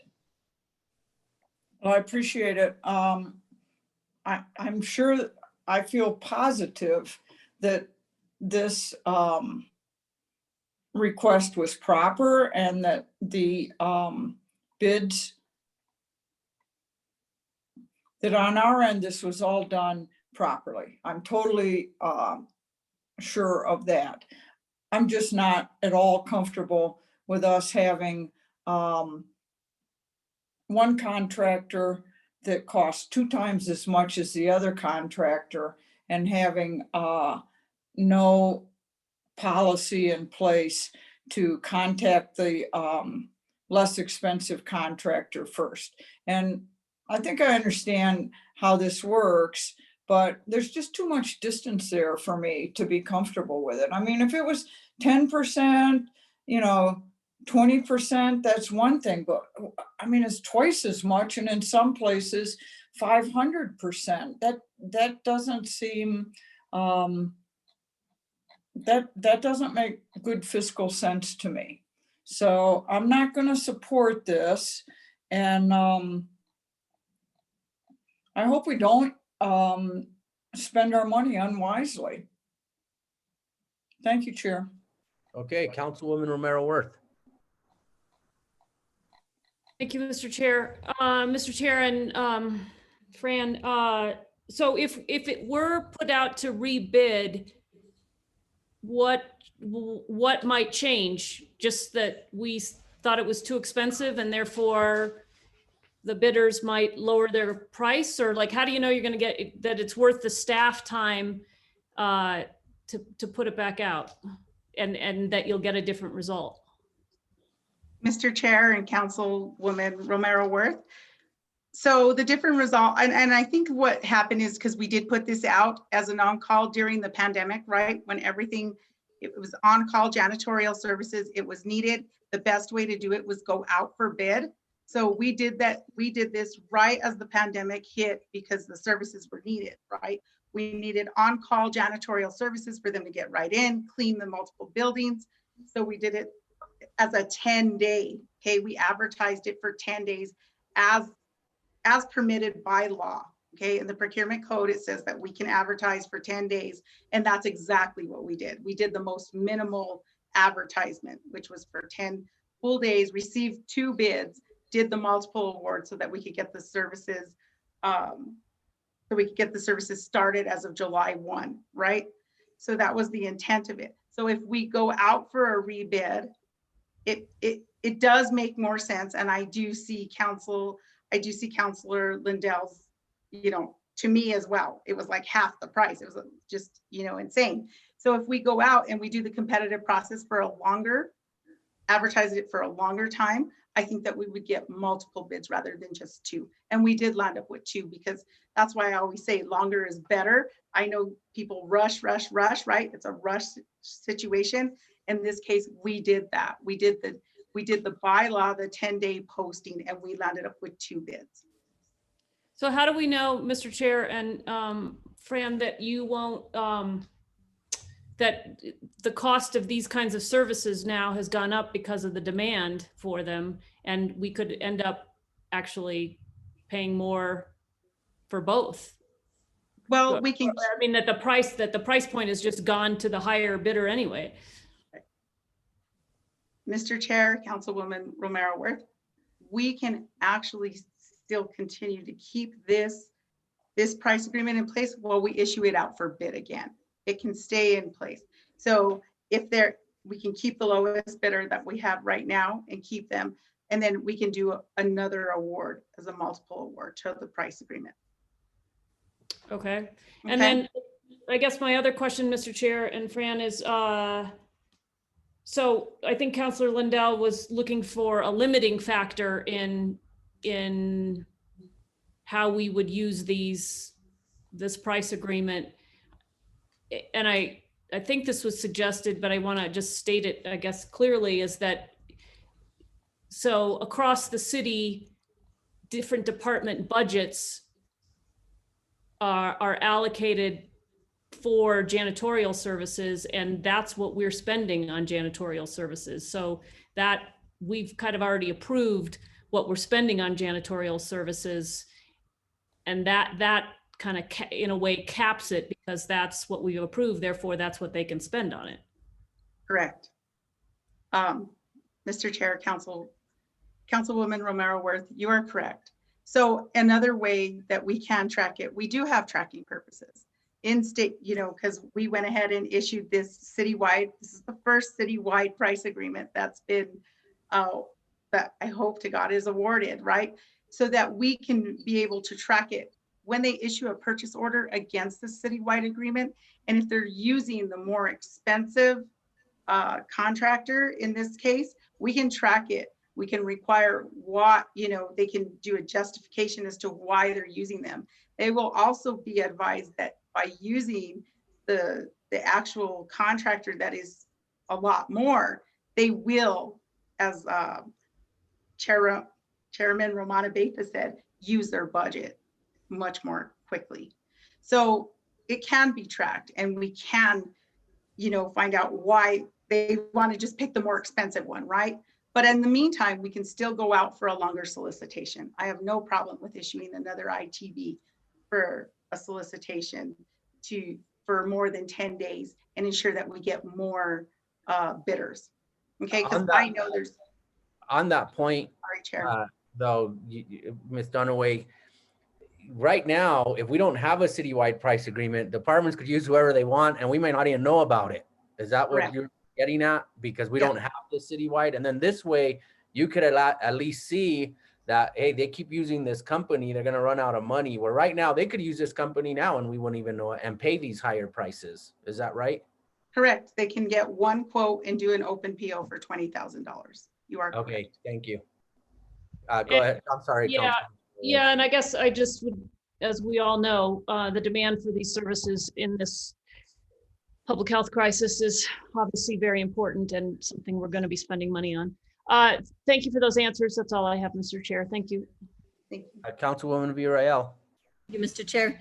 Just to follow up on this, Ms. Dunaway, about the advantages of having a citywide price agreement. Does this then allow for companies to bundle different aspects of this kind of work versus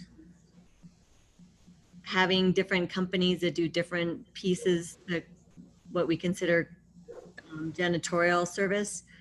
I guess where I'm getting at is that an advantage for companies like this that is way expensive that Councilor Lindell brought up?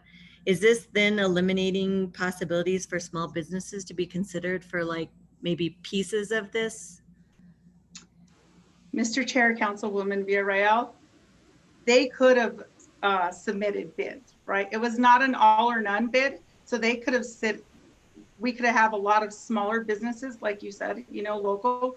They could have submitted bids for bits and pieces because we didn't do an all or none bid.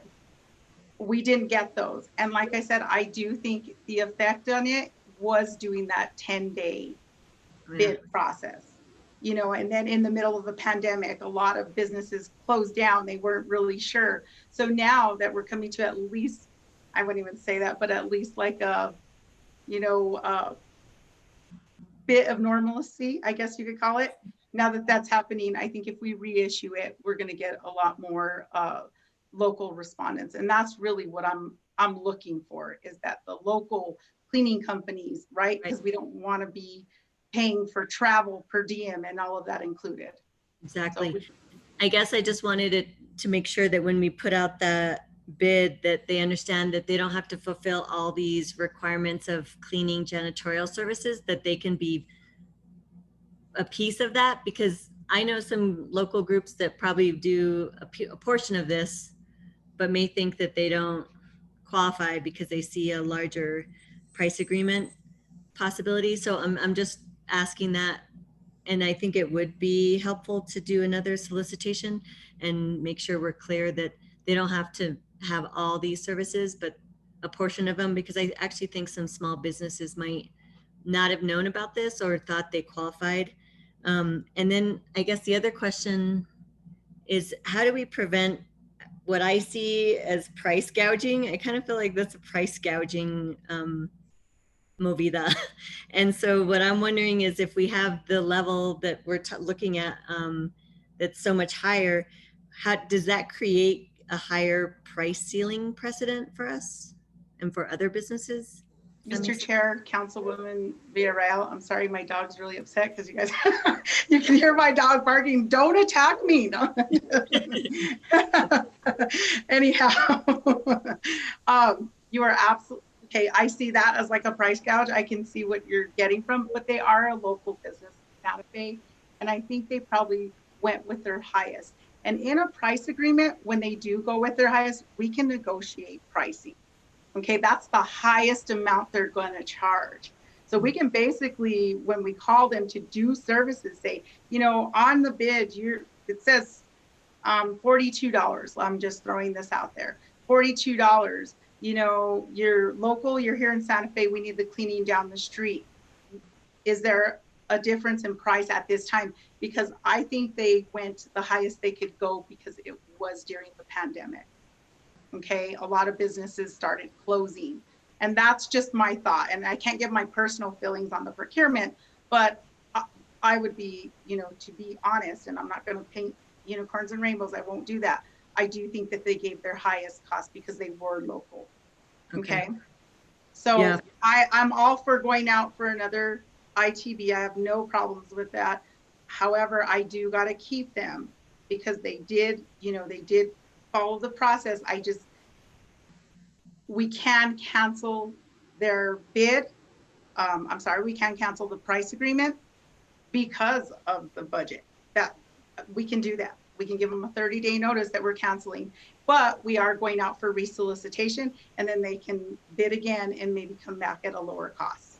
Okay, that sounds more reasonable to me. I mean, we have those two possibilities, but to do another solicitation makes sense, and giving other local businesses an opportunity to be part of the package, not package, but the price agreement. Because we can have up to how many as part of the price agreement? Mr. Chair, Councilwoman Villarreal, we can have multiple. We can have is many that bid and as many that meet those specifications. And like I said, it's not, we will not do it as an all or none bid. So they can bid on, you know, whatever specification they choose to. We can have up to 20, 30, it just depends. It just, you know, but on that note, I want you to know that we are doing a commodity code alterations. So for the commodity codes, vendors register for the commodity. So for the janitorial services, I'm almost positive we have multiple vendors, local vendors that are registered in our system for this type of service. We can pull that and ensure that they get the bid. Okay. That's great. I think that makes sense. And I thank my colleague for bringing this up, because I looked at that and I didn't think that we had an ability to open it up again. But hearing you saying that that makes sense and that you can do it, and we'll just keep these two options available as well, I think is the best route. Thank you. Thank you for your help. Thanks. Ms. Dunaway, I just, an observation. This is the local company that's higher. We do have a living wage that is, I think, a little over $12 an hour right now compared to what the Albuquerque company pays. Plus, given the fact that we're in COVID, I wouldn't be surprised if these employees aren't getting hazard pay, because they are going into facilities and exposing themselves potentially to COVID. And the industry standard for hazard pay is 25%. So it might be possible that the higher price right now is, as you said in the way beginning, is because of COVID. And they may be paying their employees 25% on top of the living wage. And maybe that has something to do. Plus, as far as the equipment, the difference may be too, if the sanitation machines that they're selling now cost thousands of dollars, but they can disinfect a room within, you know, like 2 or 3 minutes. And so it would be interesting to find out as you continue to move along how much of this is impacted by COVID and the type of cleaning that is going to be required. And again, the hazard that they're putting their employees in or exposing them to. Mr. Chair, if that's the case and they're actually paying hazard pay, I would be thrilled. But I haven't heard one organization and company paying hazard pay to their employees. So I would love for that to be the case. But if you could find out for us, that would be great. Yep. Thank you. Mr. Chair, Councilwoman Villarreal, you gave a very, very good example. And this can also be included in our itemized specifications. If there is hazard pay, we should know this. If that is the case, that should be included in their actual response. So thank you. Okay, what is the pleasure of the committee? I have a quick question, Chair. Yes, Lindell. Ms. Dunaway, how would we, do we need to ask to have it rebid, or can you take the initiative to do that? How does that work? Mr. Chair, Councilwoman Lindell, yes. What will happen is we have to keep the current one, the price agreement, right? Because they did respond to the specifications. They responded correctly to the specifications. However, it is slightly higher. If we want to cancel it, I have to give a 30-day notice and then reissue a bid. So for a good few months, we will be left without a price agreement for this service. So this is why I feel it's very important that we approve it at this point and then keep it and then reissue the bid and include these additional specifications. And then once we include these additional specifications, put it out for bid, we can cancel the current price agreement.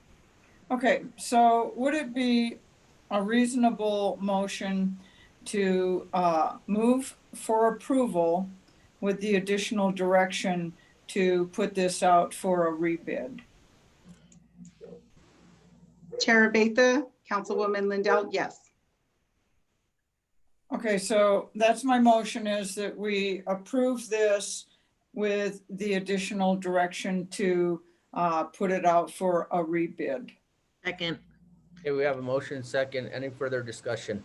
Mr. Chair, just a quick clarification. The two groups that we have, I mean, the two companies that we have selected, we can't ask them additional specifications like we just mentioned about hazard pay, et cetera. Mr. Chair, Councilwoman Villarreal, no, that would be changing the specifications in the bid. So that's the reason why we have to let it take its toll, take its roll at this point and then do the cancellation Okay, because we're changing specs. thank you. Okay, can I have a roll call? Councillor Ramon Tigarabeza, Yes. Councillor Signe Lindell, Yes, Councillor Carol Romero Worth, Yes. Councillor Renee Villarreal, Yes, Councillor Jamie Casawit Sanchez. Yes. Motion passed. Okay, so that brings us to item I, which is a request for the approval to utilize the Sourcewell Cooperative Agreement with Wex Bank in the total amount of $495,000 for the purchase of fuel. Councilwoman Mendel. thank you, Chair. I'm trying to get to that item.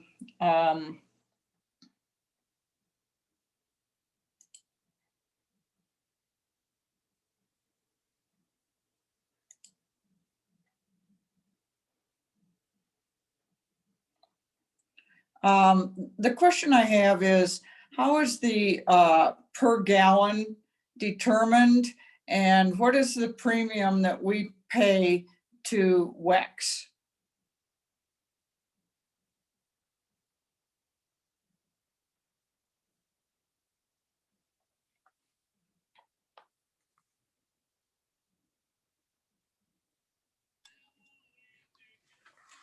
Councilor Dow, Mr. Chair.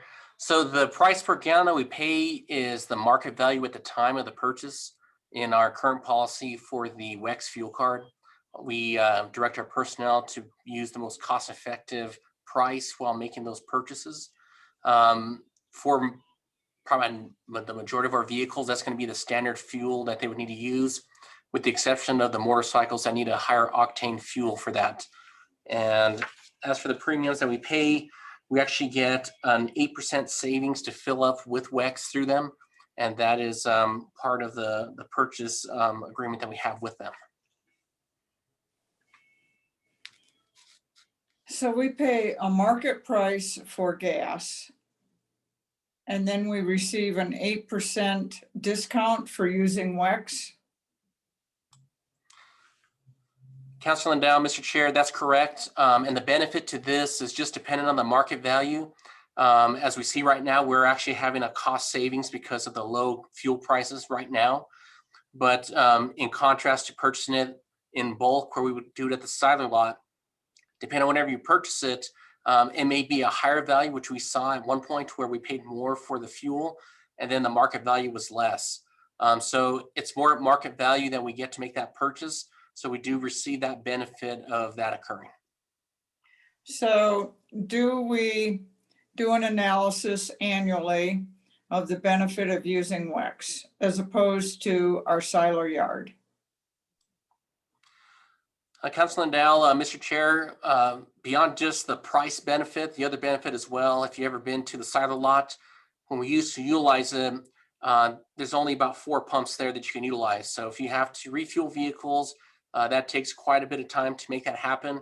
Secondly, it's right in the middle of the city. So if you're at a scene that's on the north side, south side, or nowhere in proximity to that location, then you have to go to that location, taking you off that scene, having to go there, then go back. And that was an issue that we saw as well during that time.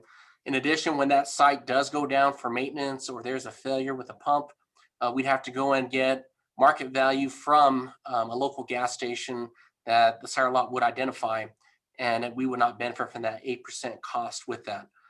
Based on what we've seen so far with Wex, it allows us to manage our gas purchases and to monitor them so we can see what the cost is per officer. Without having Wex, we'd have to get the documents from the Siler lot by the individuals that manage the fuel purchases to get that card information. So is the Wex card usable at every gas station? Councilor Dow, Mr. Chair, yes, but the purchase can only be for fuel for the ones that are issued to make those purchases with the fuel card. So we benefit from purchasing fuel within the city or within the county, correct? In terms of tax?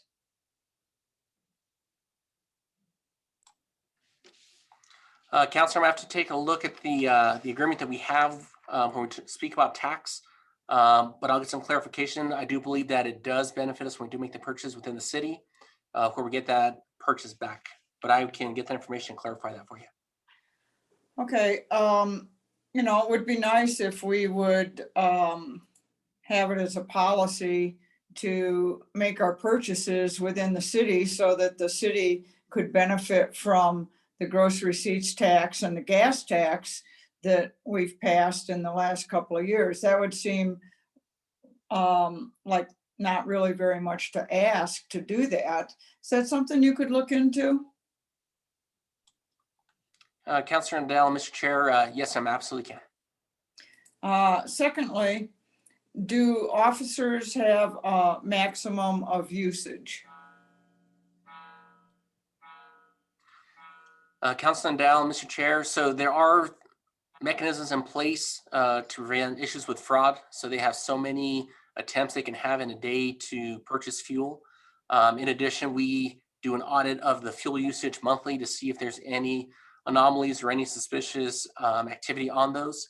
And if we would see there's a high fuel usage, we'd have them validate why that occurred. In most instances, that would be out of character of use, but in some instances, you may see that there's an increase for daily use. And that may be as a result of either them having to fuel up vehicles for an operation, or if they're fueling up MBTs and so on. So with some users, they are tasked with doing those refuels for those MBTs or for other vehicles for certain operations, but it does allow us to take a look at it. I don't know what MBTs are. The big cameras that we have.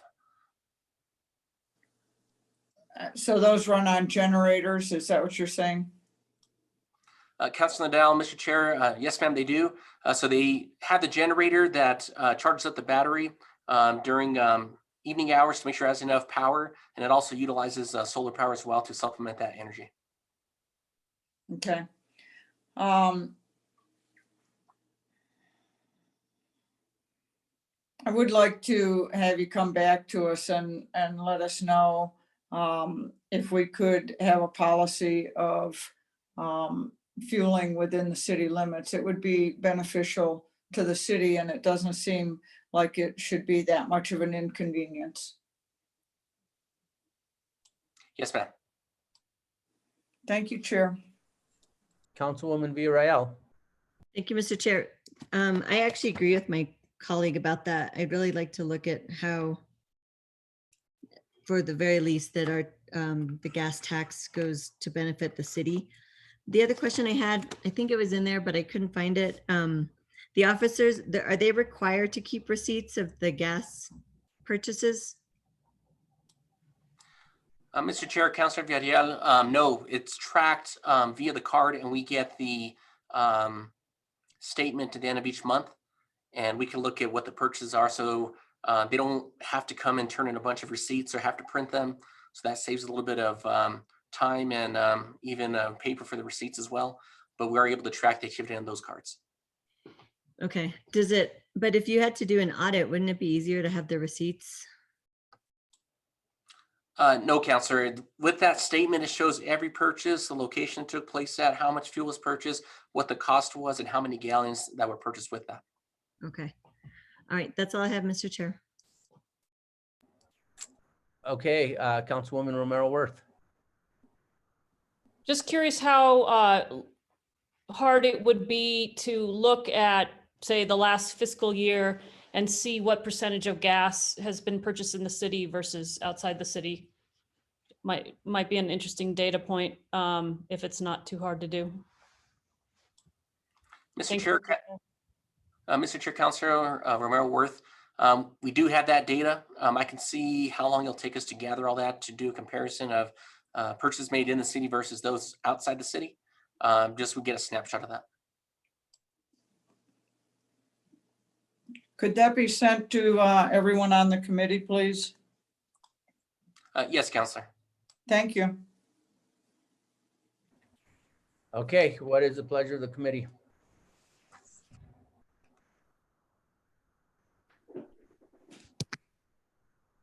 Move to approve. Second. Okay, we have a motion and a second. Can I have a roll call, please? Councillor Ramon Tiger Abeyta, Yes. Councillor Signe Lindell, Yes. Councillor Carol Romero Worth, Yes. Councillor Renee Villarreal, Yes. Councillor Jamie Casset Sanchez. Yes. Motion approved. Okay, so Mr. Chair, yes. on that point, I would like to point out that we had a recent power surge at the fuel station and at the fuel pump on Siler, and it fried some important components. Currently, the fleet manager is working on it and looking at what we're going to do with the fuel pump station. And the cost and the motion and moving forward with us running a fuel depot versus not, you may see the something come very quickly where the whole city is going to move to the WEX card. That is a possibility in order to deal with this fuel station problem. I just want to give you an FYI. Okay, so yeah, if you can just give us an update if that's actually what happens ultimately, that would be appreciated. Thank you. Okay, so that concludes the items on the consent calendar. We don't have any action items. Item number 9 is presentation. And our first presentation is a review of the fiscal impact report associated with bill number 2020-20, which is our ordinance related to reorganization. The fiscal impact report was provided to us. It's fiscal impact report number 3237. It was prepared by the city manager, the finance director, the human resources director.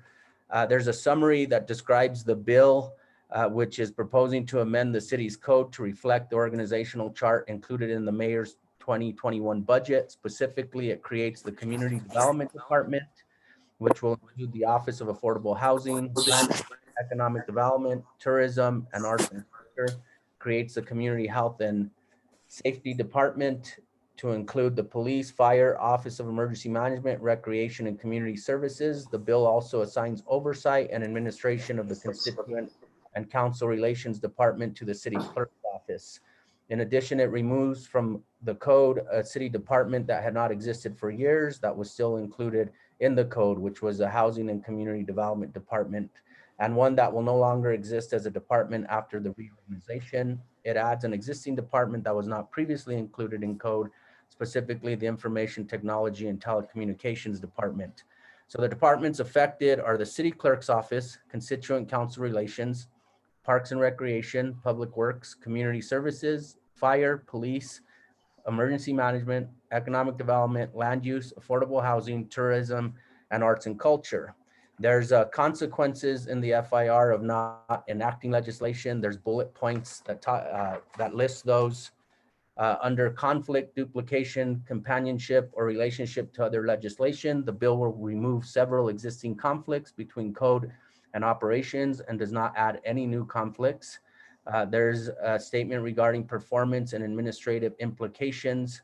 Under the reorganization proposal, out of an organization of over 50 positions, only 13 individuals' roles are directly impacted by the reorg. The number of employees in a supervisory role, including directors, does not increase. The current percentage of non-supervisory employees is 82%, and the current percentage of supervisory employees is 18%. No city employees under the level of director are having their wages or benefits impacted. No union member salaries or benefits were impacted. Fiscal implications.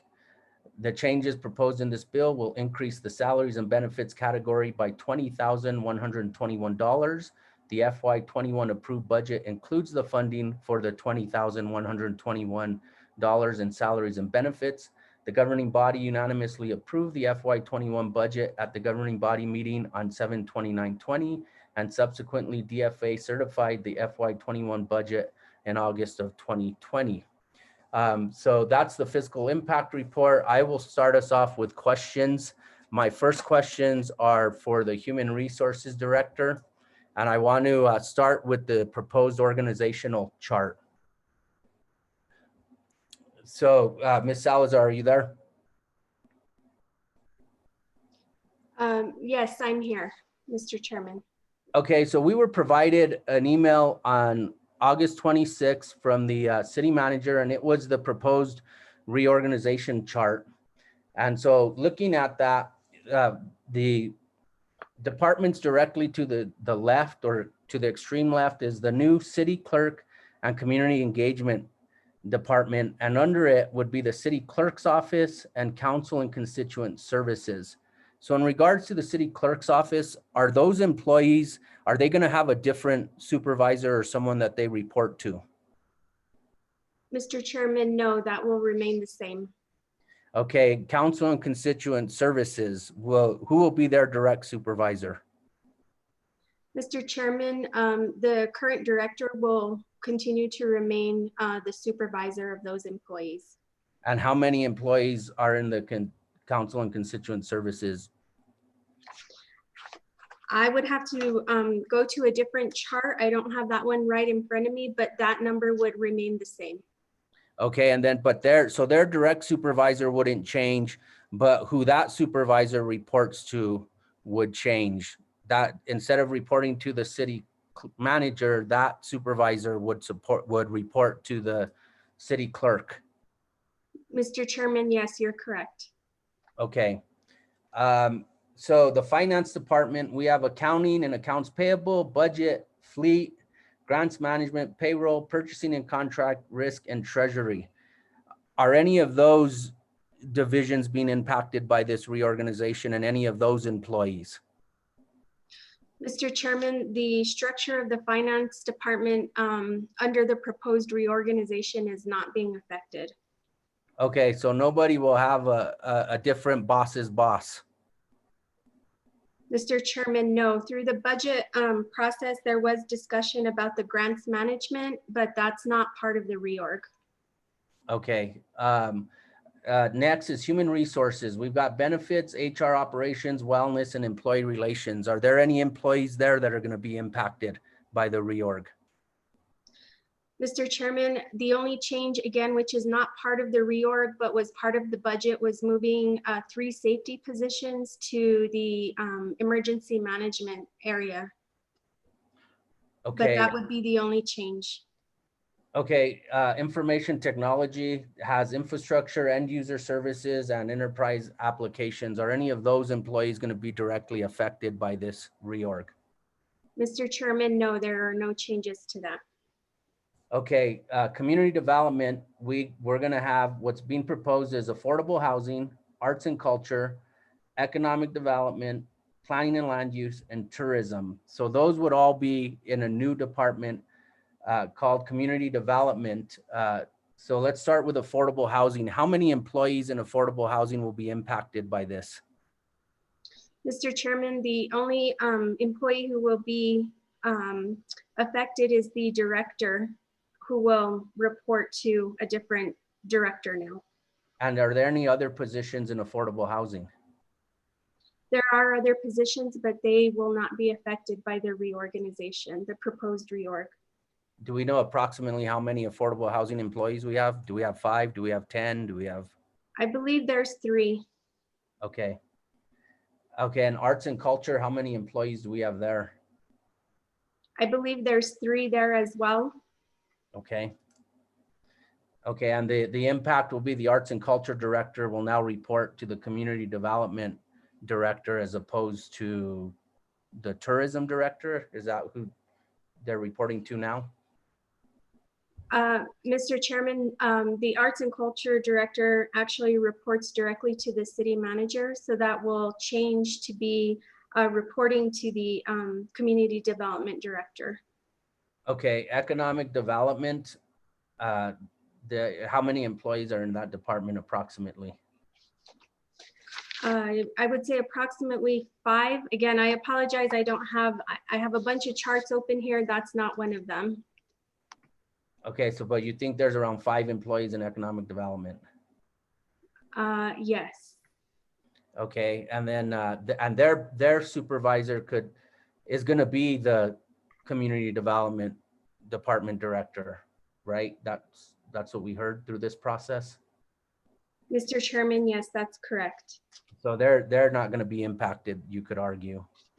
Okay, planning and land use. Do we know approximately how many employees we have in planning and land use? I would say approximately 45. Okay. And then will they still be reporting directly to the planning and land use director? Mr. Chairman, yes, they will. Okay, and then tourism, how many employees do we have in tourism? Mr. Chairman, I would say approximately 40. Okay, and who's in charge of the tourism department or division? That would be Randy Randall. And is that going to change as part of this? All the employees would continue to report to Mr. Randall. Okay, community health and safety. We have the community services department, emergency management and safety, fire, police, and recreation. So it's the same thing, right? These previous departments will now report, those directors will report to a community health and safety director. Mr. Chairman, yes, that's correct. Okay, now the recreation has been recommended to be put in this department. How many employees are going to be split off from parks and recreation into just recreation?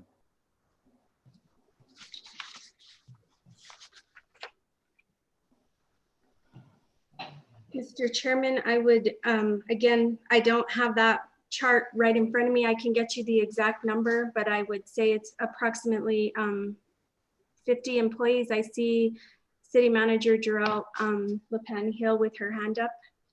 Okay, city manager for that Mr. question. Chairman, I'm referring to a document that was shared by Mary McCoy as part of the budget process. It's the one page with the crosswalk of all of our employees, and it denotes that 83 recreation positions from Parks and Rec would be moved, and it transfers 54 positions from Parks to Public Works. So 54 of the 83? No, 54 of the 146. I apologize. I shouldn't have brought up recreation. So Okay, 54 out of the 100, Parks and Rec as a whole is 146. Mind you, these are positions, not filled spots, which are more likely the numbers that Bern's been giving. Okay, and who's going to be the recreation director? Mr. Chairman, that would be Mr. Munoz.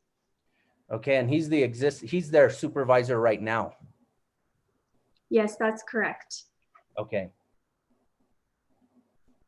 Okay, so Public Works, we have the airport, engineering, facilities, Midtown, parking, streets and drainage, and transit. Those all are staying the same. Mr. Chairman, yes, that's correct. So none of those employees, their boss's boss is going to be the same boss's boss. The supervisor will remain the same. Okay, so but the employees that could be or are going to be impacted are the parks and MRC. So that's going to be 60 or more employees because that's the total that you're splitting, city manager.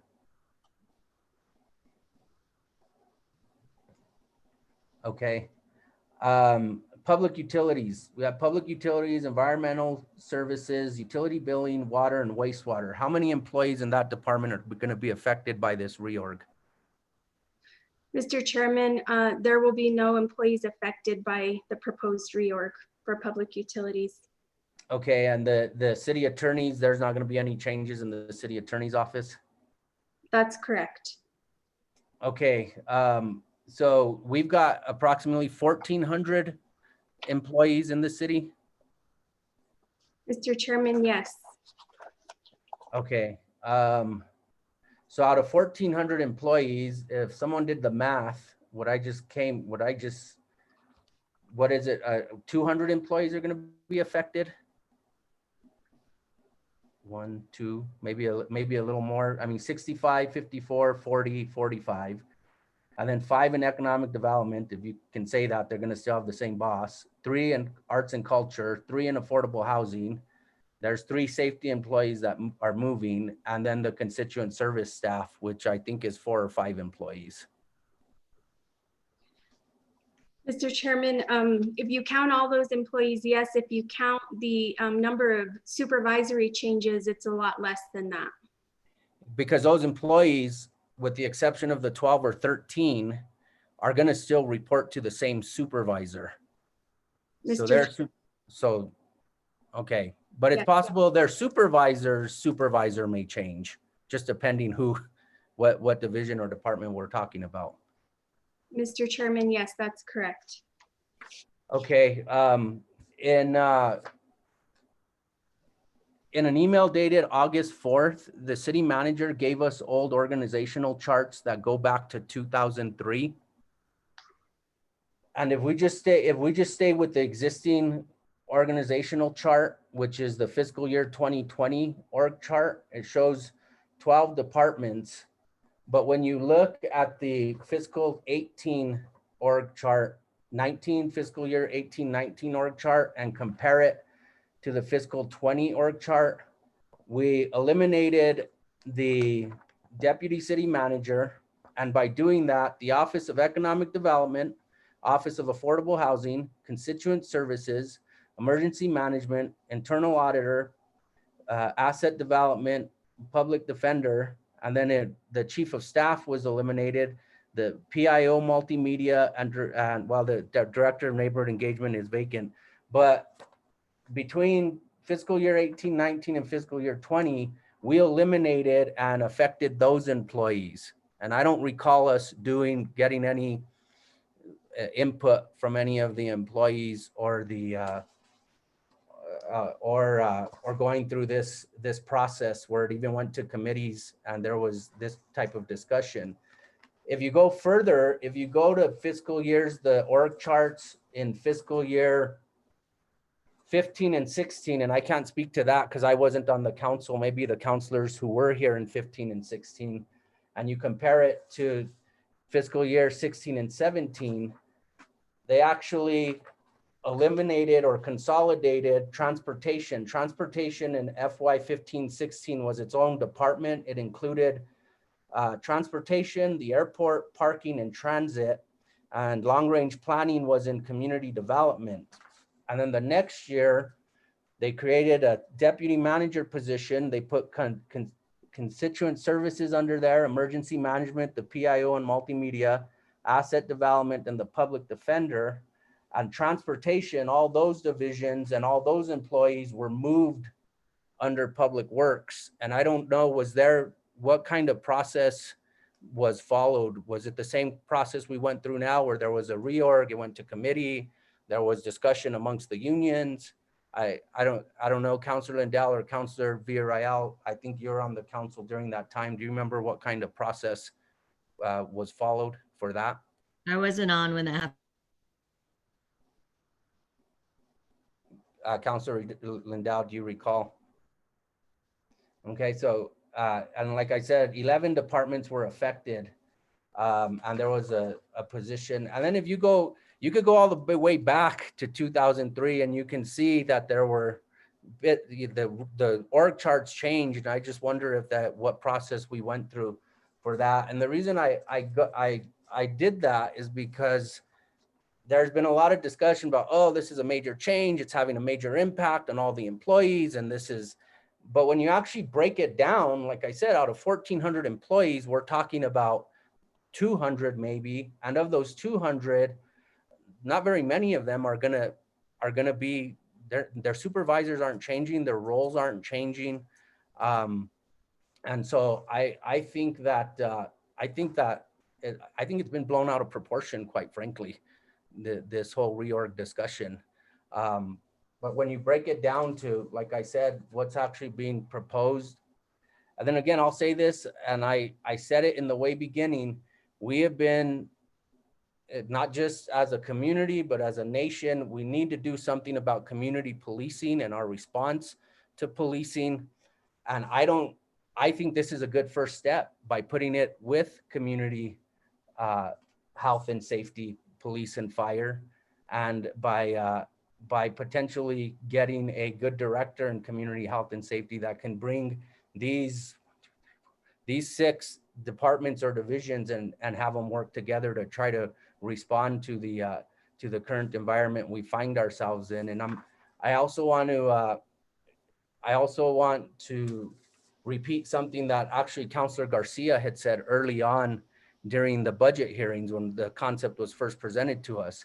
The key to success isn't necessarily where you're putting the boxes, but who you put at the top of these organizations. And so I think a lot of this is gonna depend, rightfully so, as Councilor Garcia said, who we put and what vision we lay out for them. But in order to fill these roles, that individual needs to know what they are taking over. And so we can't do that unless we approve this reorg. So those are all the questions and comments I have for now. I'll open it up to the committee. Councilwoman Romero Worth, you have your hand up. Thank you, Mr. Chair. And thank you for walking us through that. I feel like that helps us understand some of the comments that I have seen about this reorganization is that we are adding bureaucracy and it's top heavy. And I just want to explore that idea a bit.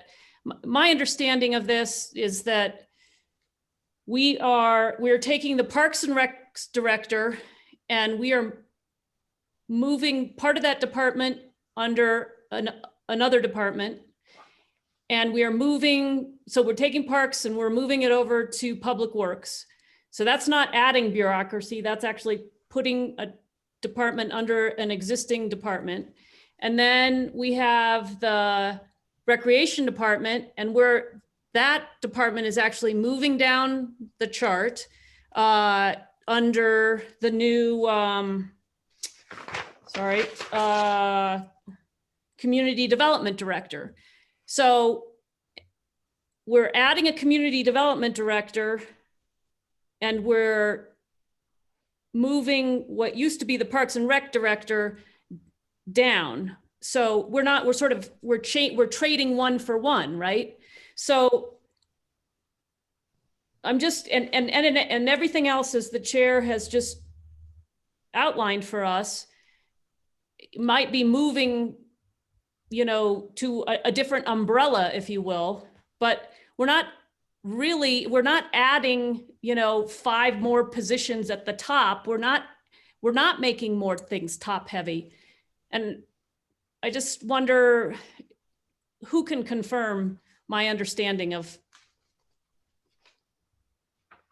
this, where we are. City Manager, do you want to address that? Mr. Chair, Councilor Romero Worth, thank you for the question. And one quick point of clarification, you're right, the Parks Division will be moving under Public Works. The Recreation Division will be moving under Community Health and Safety per the comment per this discussion over the last 8 weeks. That was one of the changes that has been incorporated. The initial proposal. Thank you. I'm looking at the presentation, an old presentation. So thanks for helping me there. All right. So go ahead. So the way you articulated it is correct. And they are going, we've broken up a department and putting it under one existing and one new umbrella organization. All right, thank you. And then I got an email earlier today with another comment that suggested that somehow our audit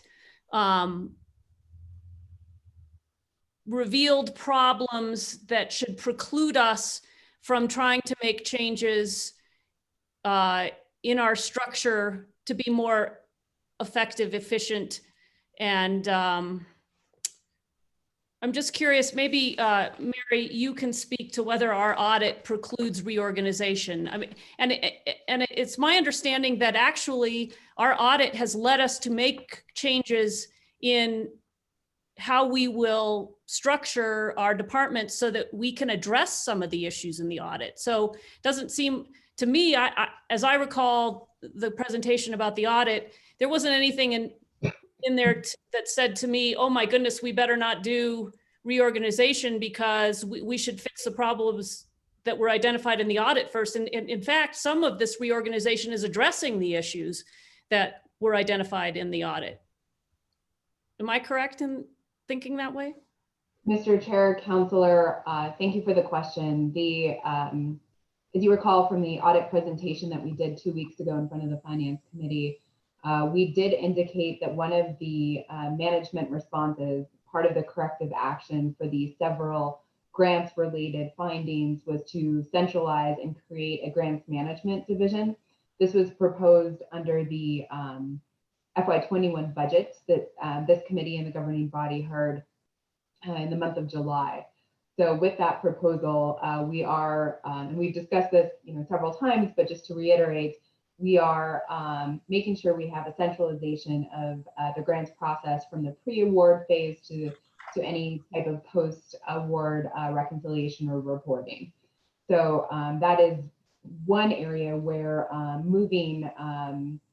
centralizing these functions is really a direct response to the audit, and a really necessary one as well, by being able to reclassify the positions and hire in specifically trained grants accountants, as we have discussed in this committee previously. This will really assist the organization in improving upon those multiple grants related findings and improve our audits in future years.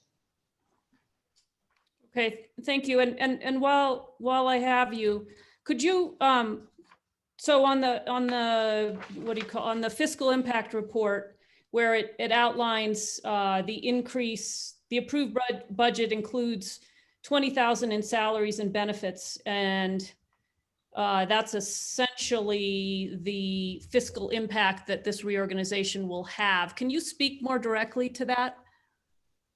Of course, Mr. Chair, Councilors, this is really important to understand because there are pieces of this puzzle that are increasing and another piece of this puzzle is decreasing. There's also a mix of general fund and special revenue funds.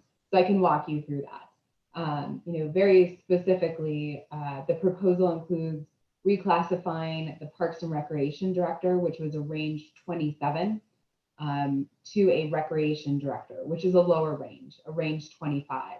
And that total salaries and benefits savings is specific to the general fund, and that's $29,087. The next position that was impacted is the Economic Development Department Director position.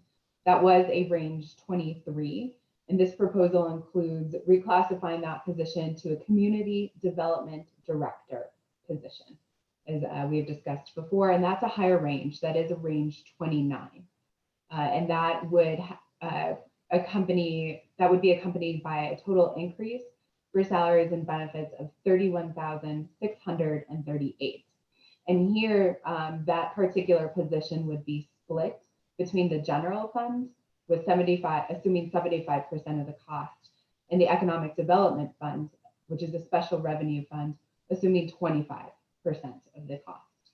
Additionally, the final position where we had a fiscal impact was reclassifying the vacant Assistant Fire Chief position, which was a range 24, to a Community Health and Safety Director, which is a higher range, a range of 29.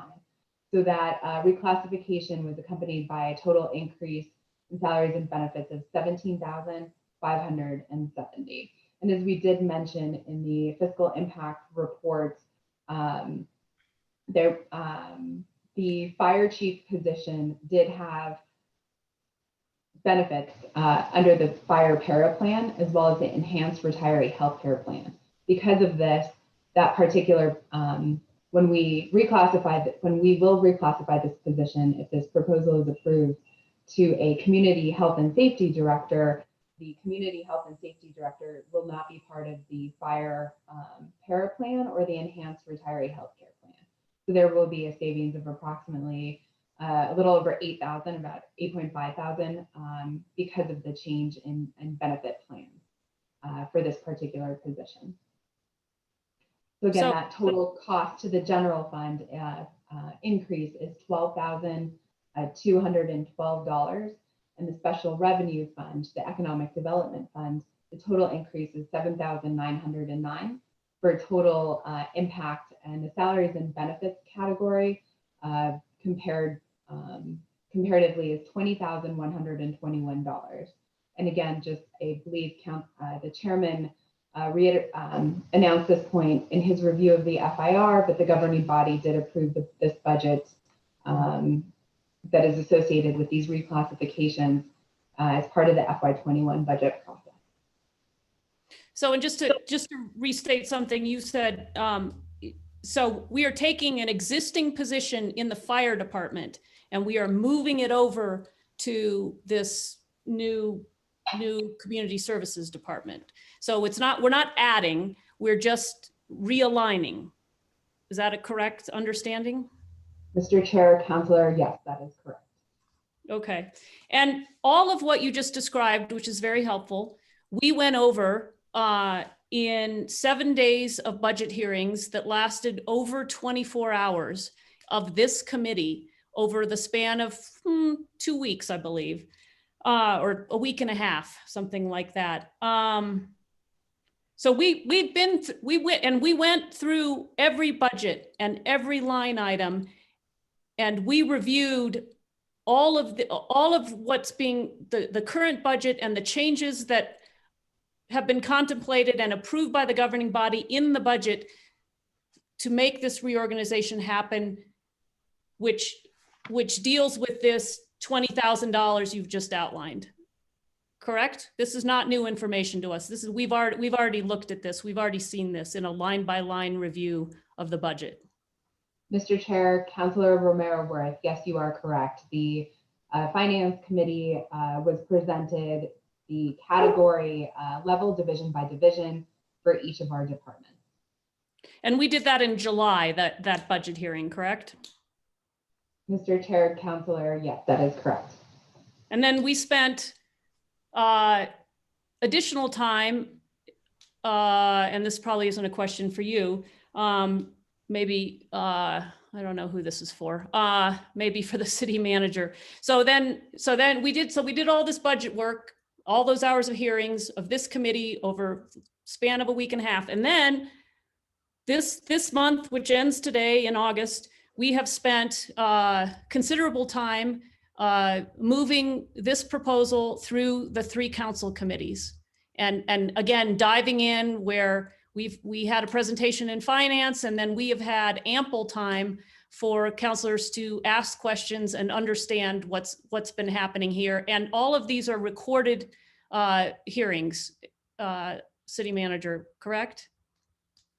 Mayor, Councilor Romero-Worth, that is correct. So just in terms of whether this has been vetted, whether this has been public, we were public in July. Those hearings were, I mean, you can go back and watch them if you want to and verify that what I'm saying is true. And then this month, we've had the 3 main committees of the council review and vet this proposal and these org charts during this month. So really, we've been at this 2 months, more or less. So, Mr. Chair, I won't belabor this. I just think, as you suggested, this new department helps us, as I think in the words of the city manager, meet the moment. It's going to help us deal with the Black Lives Matter issues that are being raised. It's going to help us do the collaborations that we need in order to address the health and safety needs of our community in this pandemic. It's at a few other points, which we're not affecting, we're affecting a few folks at the top, but most people aren't going to see a change in who they report to.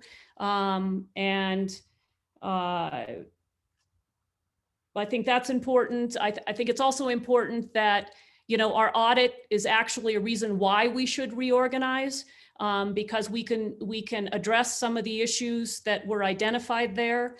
And I guess I would also just take this opportunity to say that, we began professionalizing the city, not under this administration, but under the last administration, when they approved, and the governing body in that administration approved the money to do the work of the McCard report, which pointed out inefficiencies in the city's systems and procedures and the way business was done. And then in addition, that same administration and that same governing body appointed a charter review commission. And that charter review commission, which I actually was a member of, and it was my first dip into the workings of the city, that charter review commission recommended governance changes, which led to a variety of proposals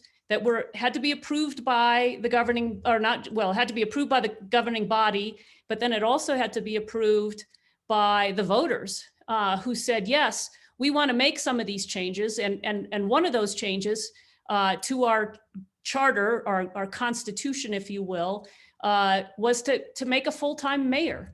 And again, to do work to professionalize the city, to bring it up to 21st century standards. That last administration and that last governing body also started the work that's led to some of the ERP system and the systematic procedures that have helped actually in this pandemic, where we've needed electronic systems in order to function. I mean, you can't, the McCard report pointed out that people were using yellow stickies to communicate and to, keep track of all the various things that had to go on. And now, I mean, if we were relying on yellow stickies while we're all working from home, we'd be in a world of hurt. So, again, I think this, and I have said before that what is happening here is a continuation of a long line of work that's been going on to help us meet the issues of our day and bring the city up to the professional level that it needs to be at to be a modern city, a 21st century city. So I just wanted to provide a larger context, look from a higher vantage point of all the work that's been going on, and also to suggest that this is stuff that doesn't happen overnight. There's a lot of hard work that has been going on for a long time to correct what's needed to be corrected to make us well-functioning, to make us efficient, to make us effective in the delivery of services, and to make sure that we are using city resources in the best way we can. And as has been pointed out by more than one counselor, these are taxpayer dollars. We want to make sure that we're doing things well, and we want to make sure that we're being efficient and providing services in the best way we can. Now, I'm not under any delusion that this is a silver bullet. I think we will continue to be creative and innovative and make changes and learn from what we've done, where we've been, to continue to meet the needs. And I think we will always be doing, and this, Mr. Chair, I just wanted to make those points. I don't think I've had an opportunity, so thank you. Thank you. Councilwoman Villarreal. Thank you, Mr. Chair. Just a few questions about the FIR that was presented to us. So you just walked us through, Director McCoy, about what the number actually meant, the 20,000. But I guess I'm trying to understand, there was a few things about the narrative that I didn't understand. So the 20,000 is the amount you said that after moving, reclassifying this and that, the different aspects that you talked about. The one particular position I didn't hear about how it changed was the reduction of the salary for the tourism director. Where does that fit in?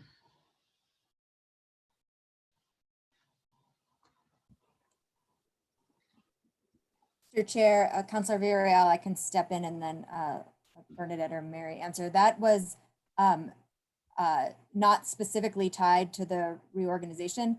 So that was part of the recalibration around duties. Someone had referenced earlier the arts and culture department. It used to report directly under the tourism department. That changed. And so that was where that change was made. But there was a reduction based on the fact that that department would then become a division. And that's why there was a reduction. That's what we were told, including the Parks and Rec change. So, separation. But I thought Mr. Chair, tourism was part of that too, the tourism director. Mr. Chair, Councilor Villarreal, you're absolutely right about the Parks and Rec director position, because that department is going away and that job is dramatically changing. I think perhaps part of the conversation when we began all these budget conversations, people's jobs were changing. We're in the midst of our full shutdown. The tourism director role is moving under the division, and the change was because of the moving of arts and culture. The moving of arts and culture? Previously, sort of the realignment in past budget cycles, tourism used to oversee arts and culture. Then it was pulled and it was made to move directly to city manager. So this was the change in salary was part of that, as opposed to the reorg, which is in front of us right now, which is specifically the. So is that why the percentage is less of what the tourism director change is being cut versus like what correct. Parks and Rec directors being, okay. That's correct. I guess when I looked at the FIR, I was expecting it to be the numbers of the actual positions that are being created, even though there was some moving around. So the narrative kind of helped, but that confused me more because it was talking about ranges that don't make sense to me and the amount. So is there a better way to describe this? Because it looks like just 20,000 is affected, but we're not taking into consideration the positions that say have been frozen, and the position like in fire that was moved, that was vacant, that will no longer be, and it'll be moved over. I guess I'm just trying to think. I don't think of these as savings. I never thought reducing someone's salary is considered a savings. I just thought there was a better way to break it down so that we could actually see the amounts that are affected, but then what are the pieces that we aren't seeing that are going to be affected, like these positions that are not filled, the positions that are frozen. So I guess I'm not seeing it holistically. I'm seeing the pieces as part of the reorg, but the reorg also is looking at it. It also doesn't take into consideration that we still have all these frozen positions. And so what does that amount mean for us? And what is what are we losing out on? The fact that we can't fill these positions. And I don't know, there's a number behind it. I just don't know what it is because we can't calculate it. We don't know how many staff and how many frozen positions, what that comes out to be. And then making a change, it still doesn't change the fact that we have these frozen positions. So I'm still going back to the holes that we have in staff and the fact that they're still there, and that moving things around and moving boxes doesn't solve that problem that I keep feeling like is just the outstanding piece of our inefficiencies. So there's that. I guess there's no other way to try to reframe this, or not reframe it, but structure the FIR that really gives the full picture. It's really just it's only capturing how we're moving numbers around in terms of salaries from this portion that will go to this portion that would be moved there. So I guess that's hard for me to really grasp if I'm not looking at it holistically. And that's just a statement. The one piece of the narrative about consequences for not enacting legislation, it says the reorganization was assumed in the city budget as adopted. And failure to adopt this legislation would require a series of budget adjustments. Well, when we were going through the budget hearings, the majority of the departments, we approved the budgets based on the existing structures. And we were told, well, once we get into the conversation about reorganization, if we need to, we can make budget adjustments if it doesn't pass. So the way this is worded, it sounds like if you're not gonna do the reorg, means that we have to change and do all these budget adjustments and to undo the budget as passed. Well, that's not how it was communicated to us in the budget hearings.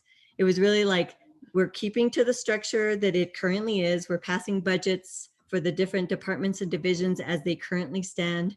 And then as the reorg, there were some positions that we approved the financial aspect of them with the idea that there may be a potential reorg.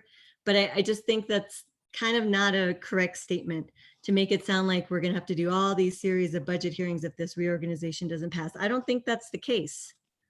Does anyone have any comments on that, staff-wise? Staff-wise, please.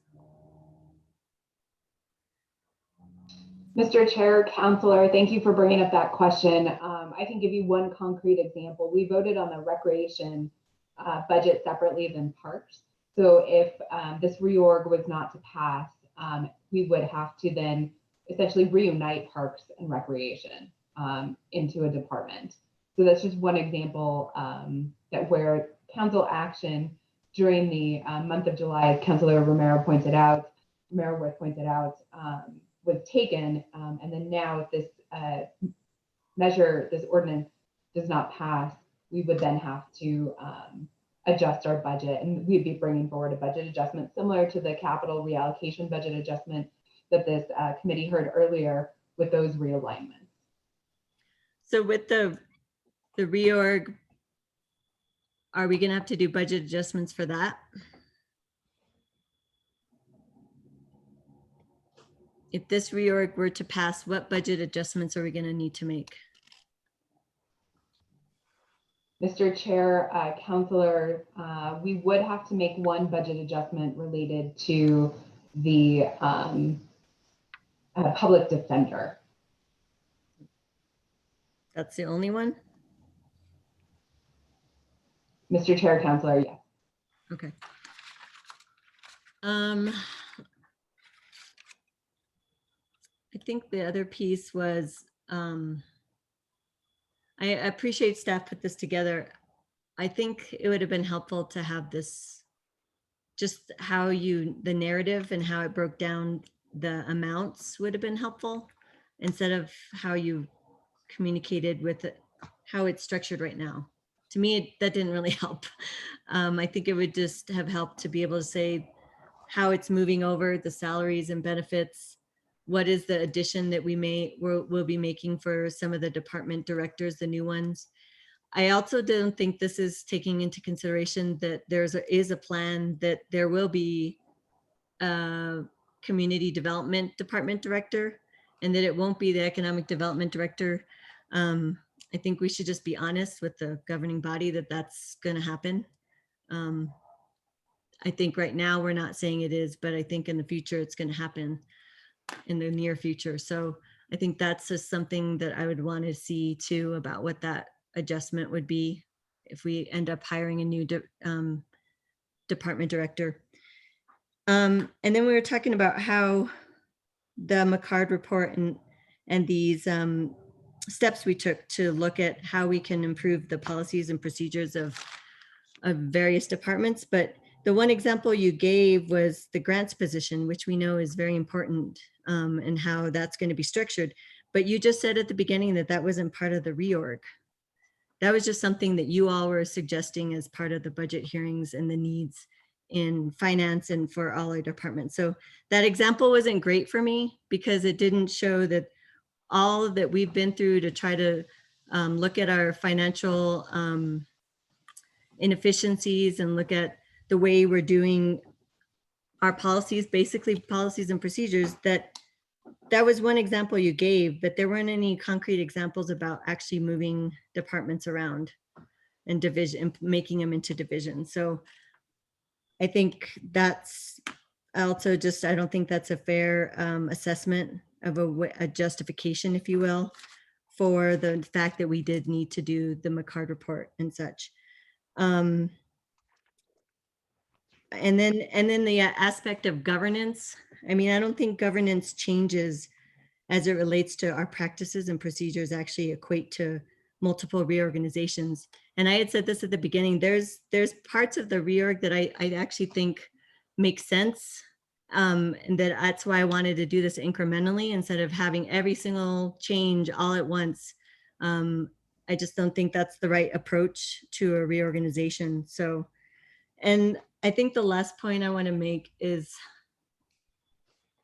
I know you have good intentions, but I don't agree with you, Councilor Romero-Worth, that the reorganization of creating a community services and an emergency management department is actually going to help us with Black Lives Matter.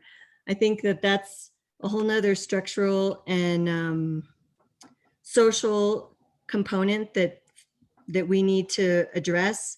And the fact that we need to reimagine public safety and the pieces that fall under that doesn't necessarily mean that reorg is going to solve the inequities and inequality we have in our communities. So I actually don't think that's a good comparison at all. I think that when we look at a task force and try to come up with possible solutions, that's a good way to decide and actually justify or not justify if a community services, public safety and public, I can't even say it because it's so long. Community, public safety, and what are we calling it now? Chair, Councilor Villarreal, Community Health and Safety. So I guess I'm just saying that there's more to it than just reorganizing, and that there's a lot more pieces to the puzzle. So I'll yield the screen for now. Okay, Councilwoman Cassette Sanchez. Thank you, Mr. Chair. Mary, or perhaps Byrne, I was hoping you could provide me with some education. The FIR, and Mary, when you were going through it, talks about ranges. Can you describe a little bit more to me how ranges are determined? Mr. Chairman, Councilor Cassette Sanchez, the ranges are determined by the nature of the job description, which would include the minimum qualifications, the nature of duties, the level of experience required. And through our class and comp study that we implemented a while back, includes a process that we go through to identify what that range would look like. And so it's a variety of factors, but it's also run through what we call the SAFE method, and it helps us determine what that range would look like. Okay, thank you. It sounds like something that I'll want to look into a little bit more offline just for my own edification. There is one piece that I don't think that we've talked about in terms of changes for reporting relationships, and that has to do with the city manager and the reduction in direct reports. And I know the one thing that we've talked about is that I think that there's general agreement that 17 direct reports is too many for the city manager to have. So I would like to hear a little bit more about how the reduction in direct reports, Jarrell, how you envision that allowing you to really move the city forward, and how we see that working. Mr. Chair, Councilor Cassette Sanchez, thank you for the question. I think that as has been discussed in many areas, there's what's often referred to an incident command, or in other places a span of control, and it's a range of managerial focus that allows you to really dive in deep. And I think what in presenting and proposing this reorganization, as I as the caretaker of the city manager role in this moment, I think it's really important to allow that position, the city manager, to really be able to focus on driving priorities forward. Right now, I think everyone feels the city is very reactive. We've been in a reactive mode. We respond to complaints, we respond to concerns, and sort of getting us into a position where we can be proactive, where we can really be driving things forward. I think ERP is a perfect example, right? That was really hard. It was really strong, took years, but driving forward, it's now allowed us to really be a foot forward. And so for me, the being able to have 7 direct reports, 4 of whom are subject, they're all subject matter experts, but the two new ones really can dive in deeper to the divisions, see across areas, and really continue driving that home. I've used the example of homeless encampments before. I mean, we're trying to continue to make progress in some really difficult areas. And if we have, it allows the city manager to both continue to do the daily triage, the daily oversight, but really focus on priorities and moving things forward.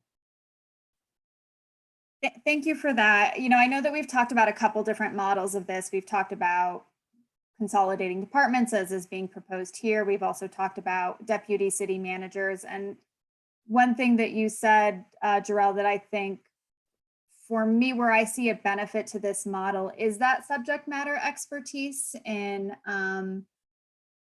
instead of adding 2 deputy city managers who would have city manager skills, I think that there is some benefit for individuals coming in that can really see into these particular areas. That, we have a different background for individuals that we hire. We would not hire the same person to do,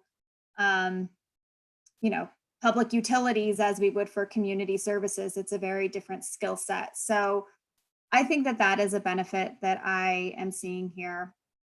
And I also think the benefit of reducing the city manager's direct reports. I think it was Councilor Rivera who, as we know, has a good amount of institutional knowledge among us, had mentioned how many city managers that he has seen, and essentially that our current system is untenable for an individual. So that's something that I'm really eager to see. I think that the other piece that's really come up a lot for me is this question of, and I know for other individuals, for how we measure this. How do we see that what we are looking for is moving forward? And I know for us as city councilors, that's going to be really important that we continue to call for those updates and for some of the specific areas that we're interested in. So while we're here, I want to lay out some of those areas that I particularly want to see. I think the Parks and Rec, of course, division does bring up some anxiety. I'll say that, it's the biggest question because it really is the one where we are pulling apart a department. We're making, to use the box analogy, I know it's not always the best, but we're taking one box and we're making them into 2. And for me, that's the piece that I want to make sure that we stay on top of. My biggest concern is that the division of Parks and Rec is going to potentially create more silos instead of less. So with recreation right now, we're seeing some really interesting things like clouds in the park to do social distancing. We are seeing, I've spoken with the Parks and Rec director about a number of different special activities and special events that have been done in the past, such as treasure hunts and Easter egg hunts and Halloween ideas at the MRC. So I'd like to hear a little bit more about how this division is going to potentially allow recreation to be, I don't want it stuck inside 4 walls. Maybe a few other 4 walls like the libraries, but making sure that it is citywide. And I'd like to hear a little bit more about, one, how do we see this working with Parks and Rec being pulled apart? And 2, how are we going to make sure that we have made the right decision here? Mr. Chair, Councilor Cassett Sanchez, thank you for the question. I think you hit the nail on the head. I think the vision here is in dividing up Parks and Recs. If we put the maintenance piece under Public Works, they've got the skills, the rotation to make sure that our parks as entities, as assets, are mowed. There's no holes.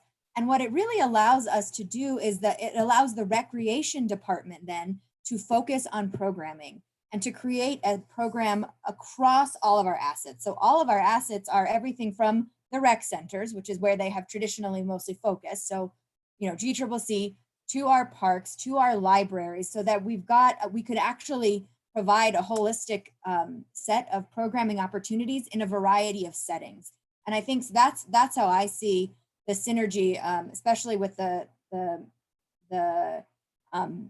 bonding of recreation and community services. I think there's a lot of synergy that can happen there. And so I think that's the vision, is to allow recreation to really grow and focus on creating state-of-the-art programming that can be put to good work at all of our state-of-the-art facilities, because we've created a maintenance system. And so I think that's the vision here. I think as came up in the committee meetings, we've promised that as part of the budget process, which, dare I say, begins in a mere 6 months, bring this forward, really being clear about what is working, what isn't, and see where we are. And so that stands. I think that's an important way to continue to iterate. As Councillor Abeyta mentioned, city org charts, city employment is not a stagnant operation. It's meant to continue to evolve and change and iterate. And I think that's one of the exciting parts about this reorg, is it allows the city to iterate, to meet this moment, and will continue to do so as our economic situation continues to evolve, as our pandemic situation continues to evolve. And it really allows us to be more nimble and meet the needs of our residents in a way that we've really struggled to be able to do so. Thank you for that.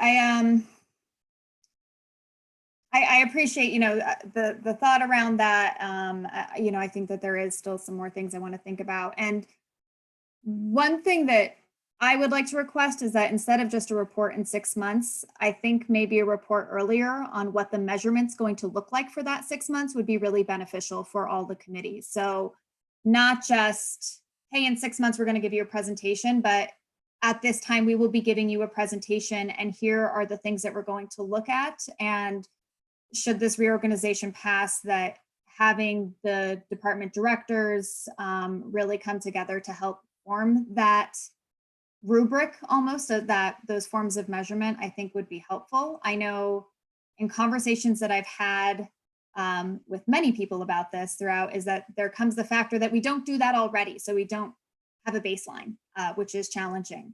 And so I think that it'll be really important that we lay out those measures ahead of time and have the time to really discuss them, so that us city councilors have an opportunity to say, this is something that's really important to me. I really want you to look at that, instead of saying in 6 months, this is a question that I really would have liked to see. So I would request that come before us. I don't know what we think is reasonable, a month or 2 months if we are moving forward. Probably depends on some hiring, but if you can think about that and let me know what you think would be a reasonable amount of time to put this together, as well as enough time to get some data, I'd really like to hear about that. I also want to talk about the 2 positions that we are moving. Are we eliminating or freezing those positions?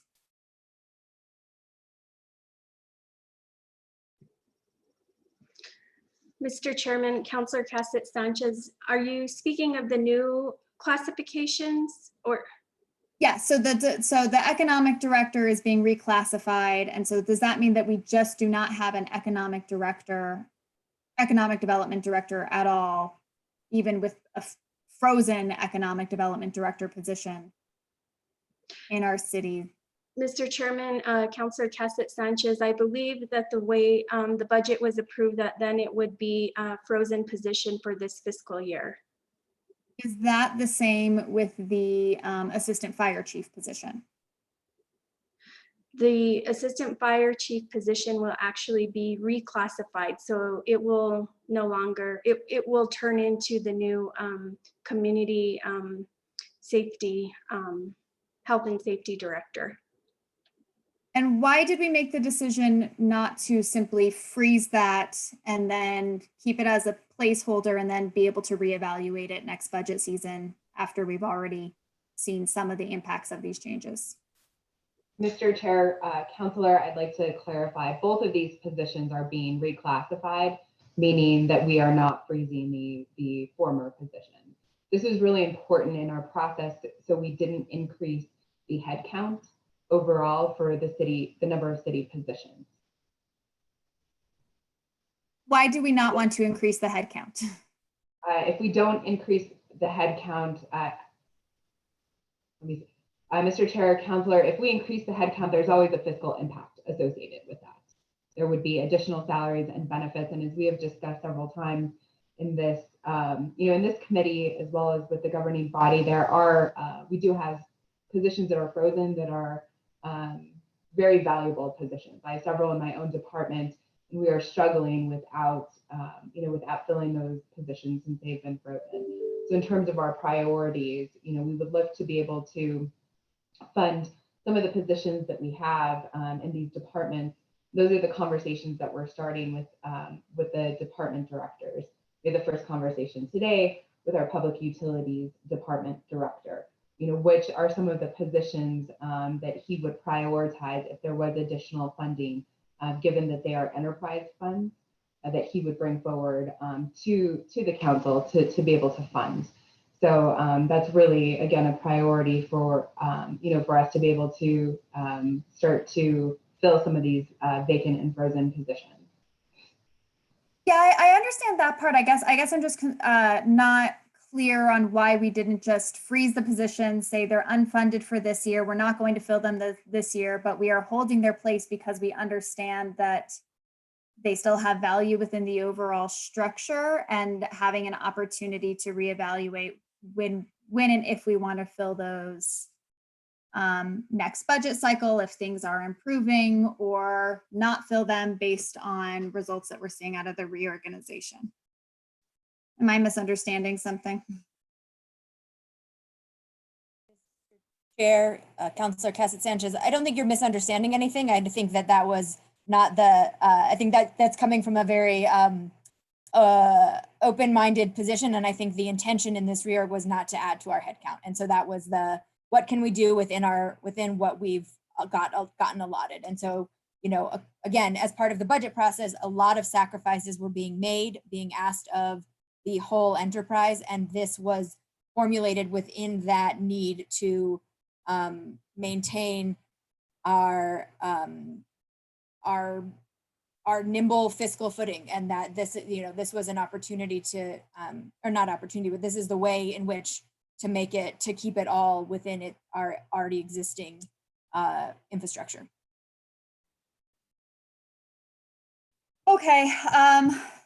Yeah, thank you for that. I still I'm concerned that we are, that there will come a time when we have the money, and I almost want like a bookmark and some way to recognize that these positions got moved out, so that when we have the opportunity to look at this again, we can say, all right, we have the funding, these are still valuable positions, or look at it and say, hey, we've decided these positions aren't valuable, and then remove them then. I worry about them getting lost in history and them still having some value. I agree with, right now we can't expand our headcount because we, are in a fiscal crisis, but we will not be there forever. As much as this feels like it's lingering on for a very long time, we know that eventually we will come out of this. Mr. Chair, Councilor Cassett Sanchez, Bernadette or Mary, please correct me if I'm wrong. I believe that if a position is ever deleted, we can always come back to the council, to the governing body, to request new positions. And so part of the intention in being very transparent, the city, part of the reason the footprint is the way it is because we've kept our positions the way they are and freeze them and then don't fund them. And again, part of this reimagining of our city footprint is to say, okay, we're gonna clear these out, and when we do have more funds, to your point, or when we are in a new position, what's the right position to have? What what purpose, what role do we need to fill? What purpose do we need to fill? And bring that back to the governing body to make that proactive choice, as opposed to, well, this existed on the books. It's frozen now, it's funded, so let's fund that position. So that's part of the, that power resides with the governing body. Okay, well, fortunately, 6 months is not so long that we will forget about this. So, you know, I will be sure to ask about it when we come up to the next budget season. So I think those are all my questions and comments for now. Thank you so much. Okay, Councilwoman Lindell. Thank you, Chair. When you said this wasn't forever, Councilor Cassette Sanchez, it feels like it tonight. It's been going on a while. I have just a couple of quick questions. I had a constituent bring forward a question to me, and I want to go ahead and ask it. This is from the budget, and it's from the Community Services Department. I don't know, Mary, if you can pull this up quickly. It has to do with contracts and utilities, and it was an increase of over $750,000. And the question really is that increase 750,000, 758,000, is that a result of the reorg, and should it be reflected in the FIR? Can you address that for me? Mr. Chair, Councilor, yes, I can take an initial stab at that and would welcome, comments from the city manager as well to fill in. So at this point, that additional funding for the increase in community services for the contracts that you identified was really to respond to the moment that we are living in, to respond to the demands for social services, an increase in outreach. And again, I'll defer to the city manager to provide more detail on that. We also did discuss that piece during the budget hearings at more detail. But again, whether or not you approve the reorg tonight, that was part of the FY21 budget recommendation from this administration to increase the resources that we had available to our community at this time during the pandemic, when so many people are seeing, life-changing circumstances. I'll defer to Jarrell to go into a little bit more detail about that, the purpose of that funding. Chair, Councilor Liddell, Mary hit it exactly right. I mean, what this allows us, as we were, again, going through the budget process, we are in completely uncertain times. We all, again, going back to the ups and downs as we were going through the budget process, community services at one point was being asked to cut 42%, which was just devastating and decimating. As information improved, it got better. Of what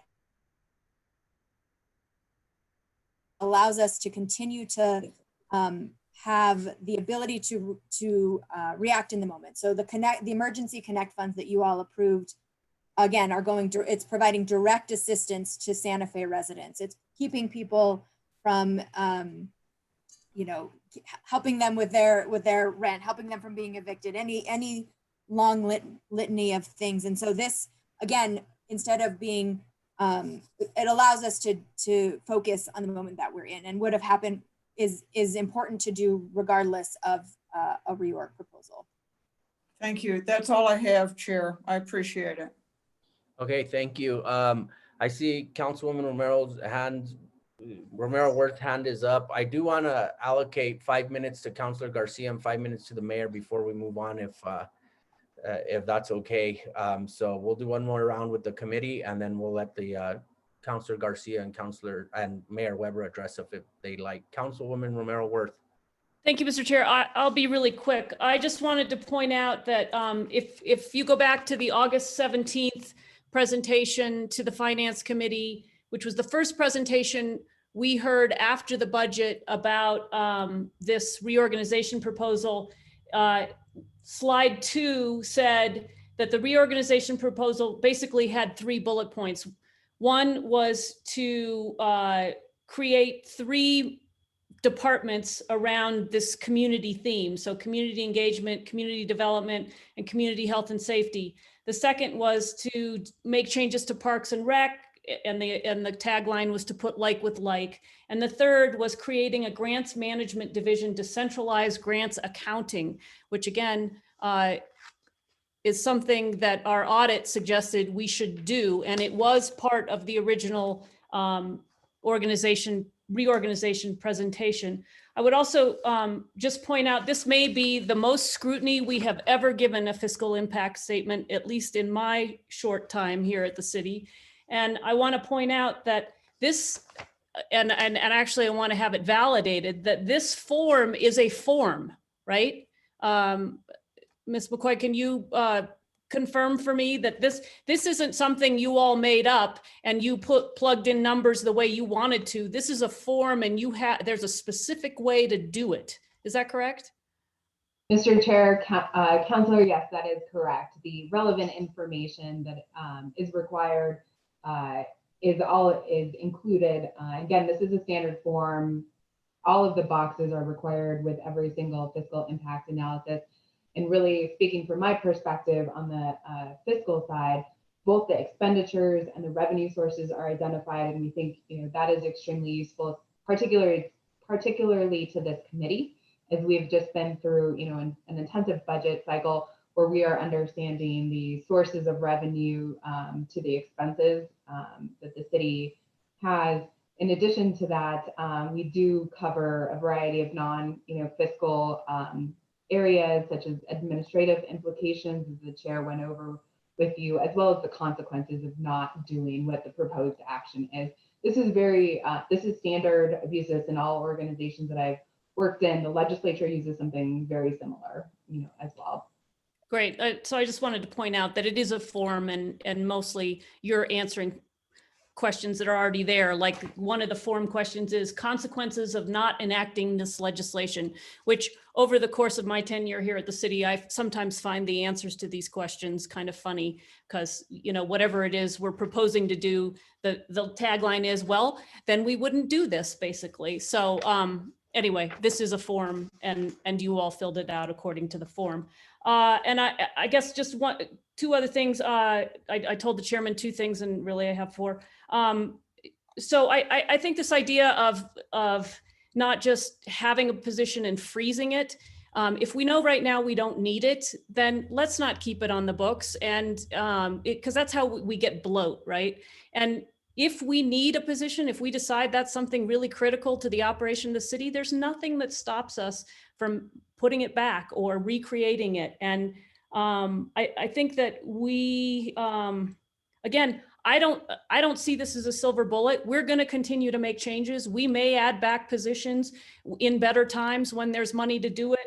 We may make other tweaks. We may move, different boxes, as has been stated around, because we're seeing that they might work better in a different way. I think we're going to continue to innovate and be creative in meeting the needs of the city. And then I want to assure Councilor Villarreal that I don't think that the new department is the only way that we'll address the Black Lives Matter issues.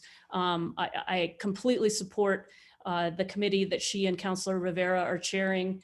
And I think there'll be a lot of recommendations, and they can move forward in this new structure, and hopefully the collaborations that are being created will help carry and implement those recommendations forward. So I want to just say completely, again, this isn't a silver bullet. It's just part of all the things we're doing in the city to operate at a higher level. Thank you, Mr. Chair. Okay, anything else from the committee? Okay, so it's 8:25. I'd like to get to our presentation by 8:30. So we'll hear from Councilor Garcia briefly, and then the mayor, and then we need to move on. Councilor Garcia. Thank you, Mr. Chair. I really appreciate the moment to at least ask some questions. But I just want to quickly respond to some of the comments that were made by my colleagues earlier. I think, when we look at the number of folks being affected, we can't just take into account the folks that might be affected in the sense that they might have a new supervisor or changing positions, et cetera. Because with the reorg, you've got to really take into consideration morale. And if we're not going to take that into consideration, I think you're missing the mark, because if you have low morale, you're going to ultimately have low production, which then leads to low service output for our citizens. So we need to ensure that we're just not looking at it in the sense of, I'm getting a new boss, my job didn't change, et cetera. Keep an eye on morale. Just because restructuring wasn't questioned in the past doesn't mean we shouldn't be doing it now. I mean, I think it's critical to question any legislation in front of us, whether it's restructuring or should we put a stop sign up somewhere. I think it's critical that we're always questioning and we're always making sure we're making the right decisions. And I want to thank the staff for putting together this FIR.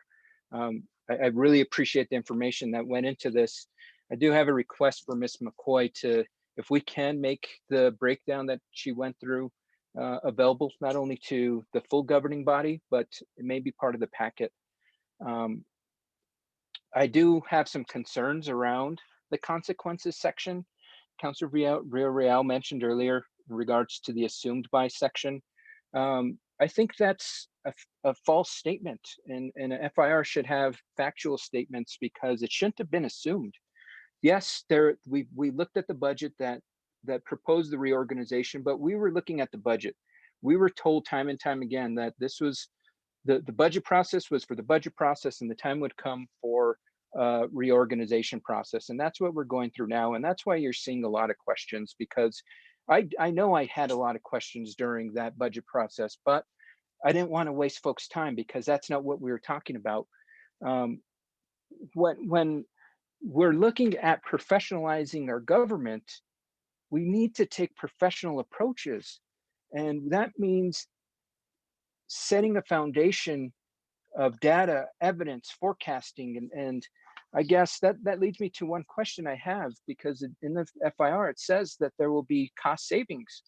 Can I get a forecast of what the cost savings will be? Because I think that's critical for the community to understand how we are going to be saving resources for the community. If we're saying we're going to do it, let's prove it. So is there a way to get a forecast of the savings, cost savings that we will be seeing from this?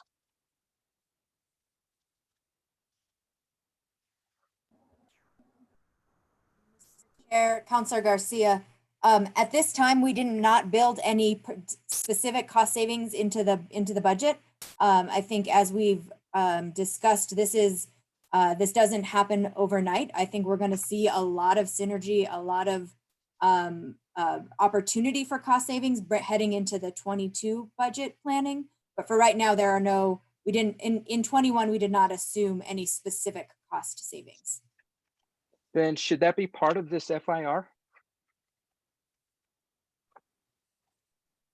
If there's not going to be cost savings and we can't set grounds that there is going to be, honestly, should that not be withdrawn from this FIR?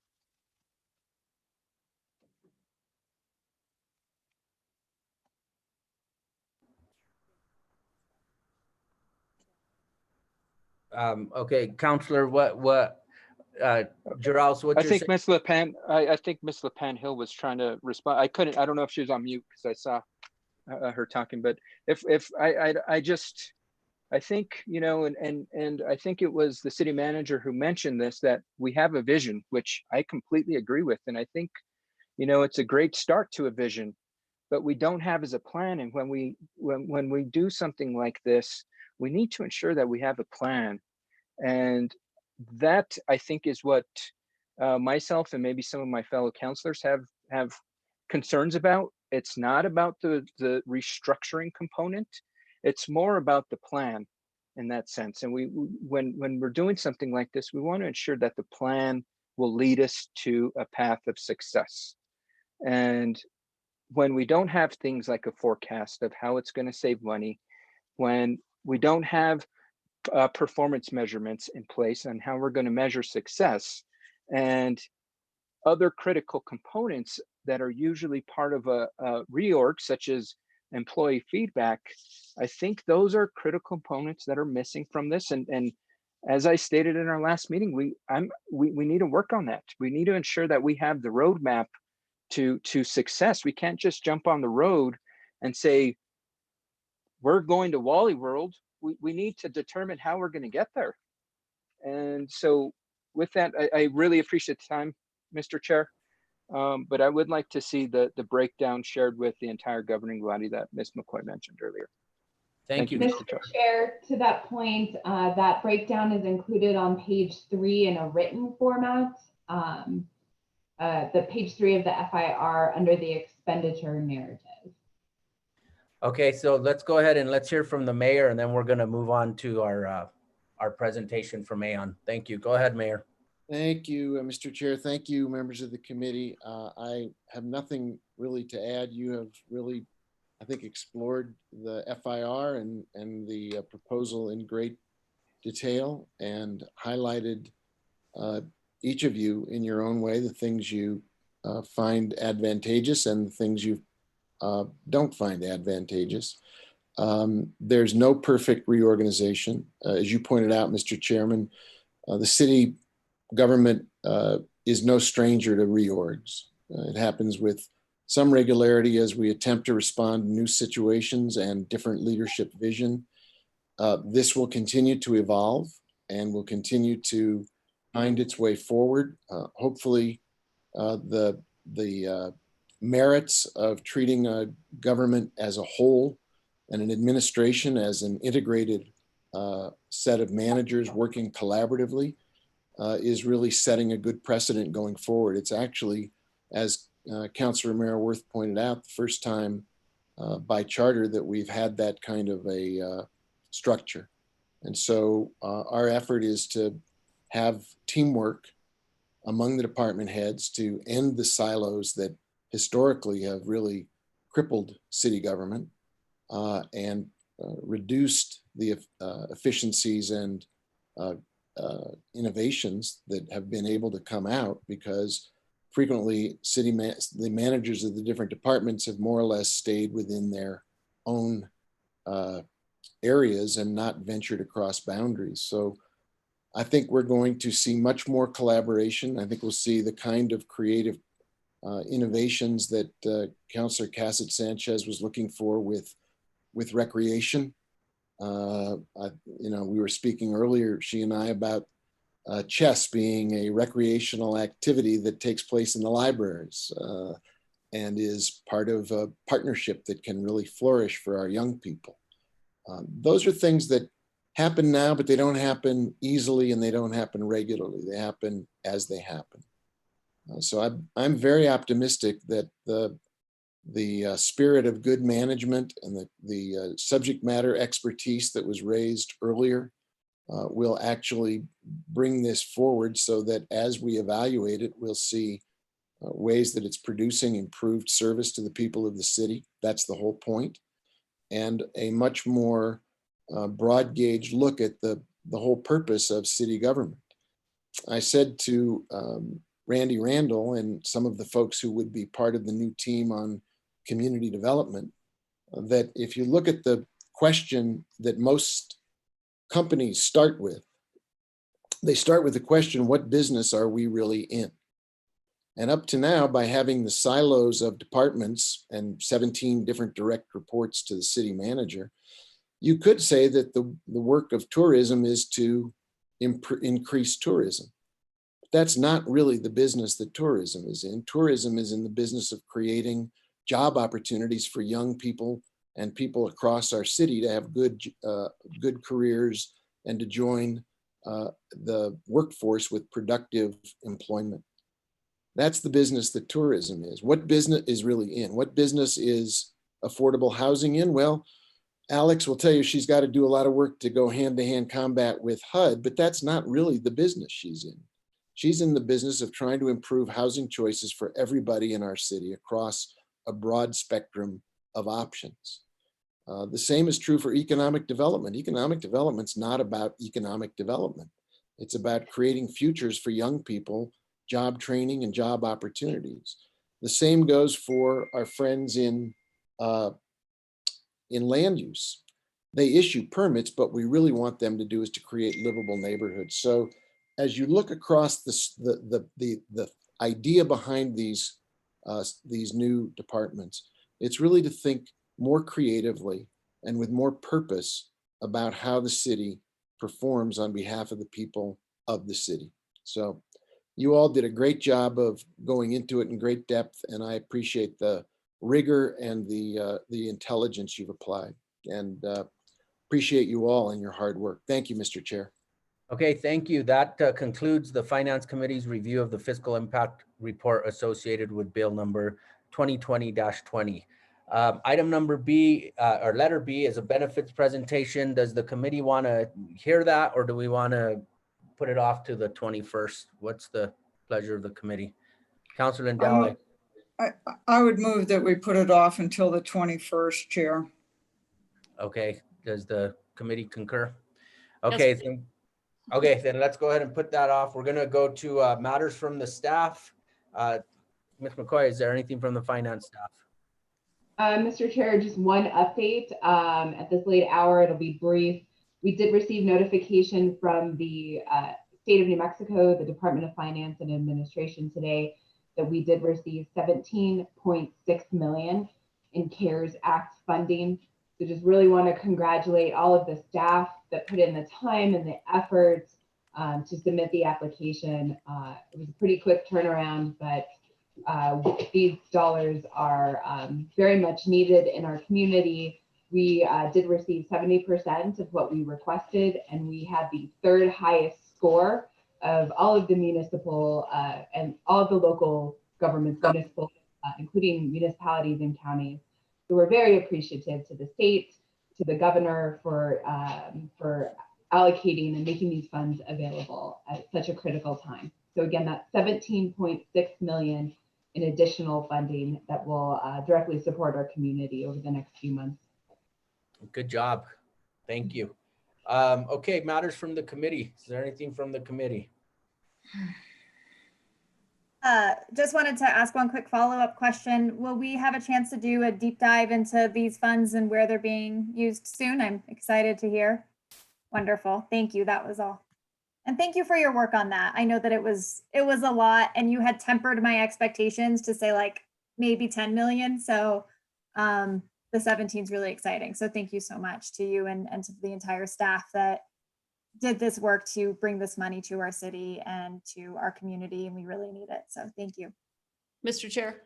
Yes, Councilwoman Romero Worth. Mary and I met with Jennifer, our council liaison, and Kira and Rich Brown about bringing a presentation, not at this week's Quality of Life Committee, but the following week to do the deep dive, Counselor, that you're suggesting into how this money will be spent. So we'll be spending some time on this, and I look forward to it, and congratulations, Mary.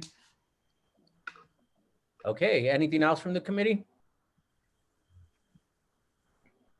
Okay, then our next meeting is September 21st, 2020. With that, we are adjourned. Thank you. Good job.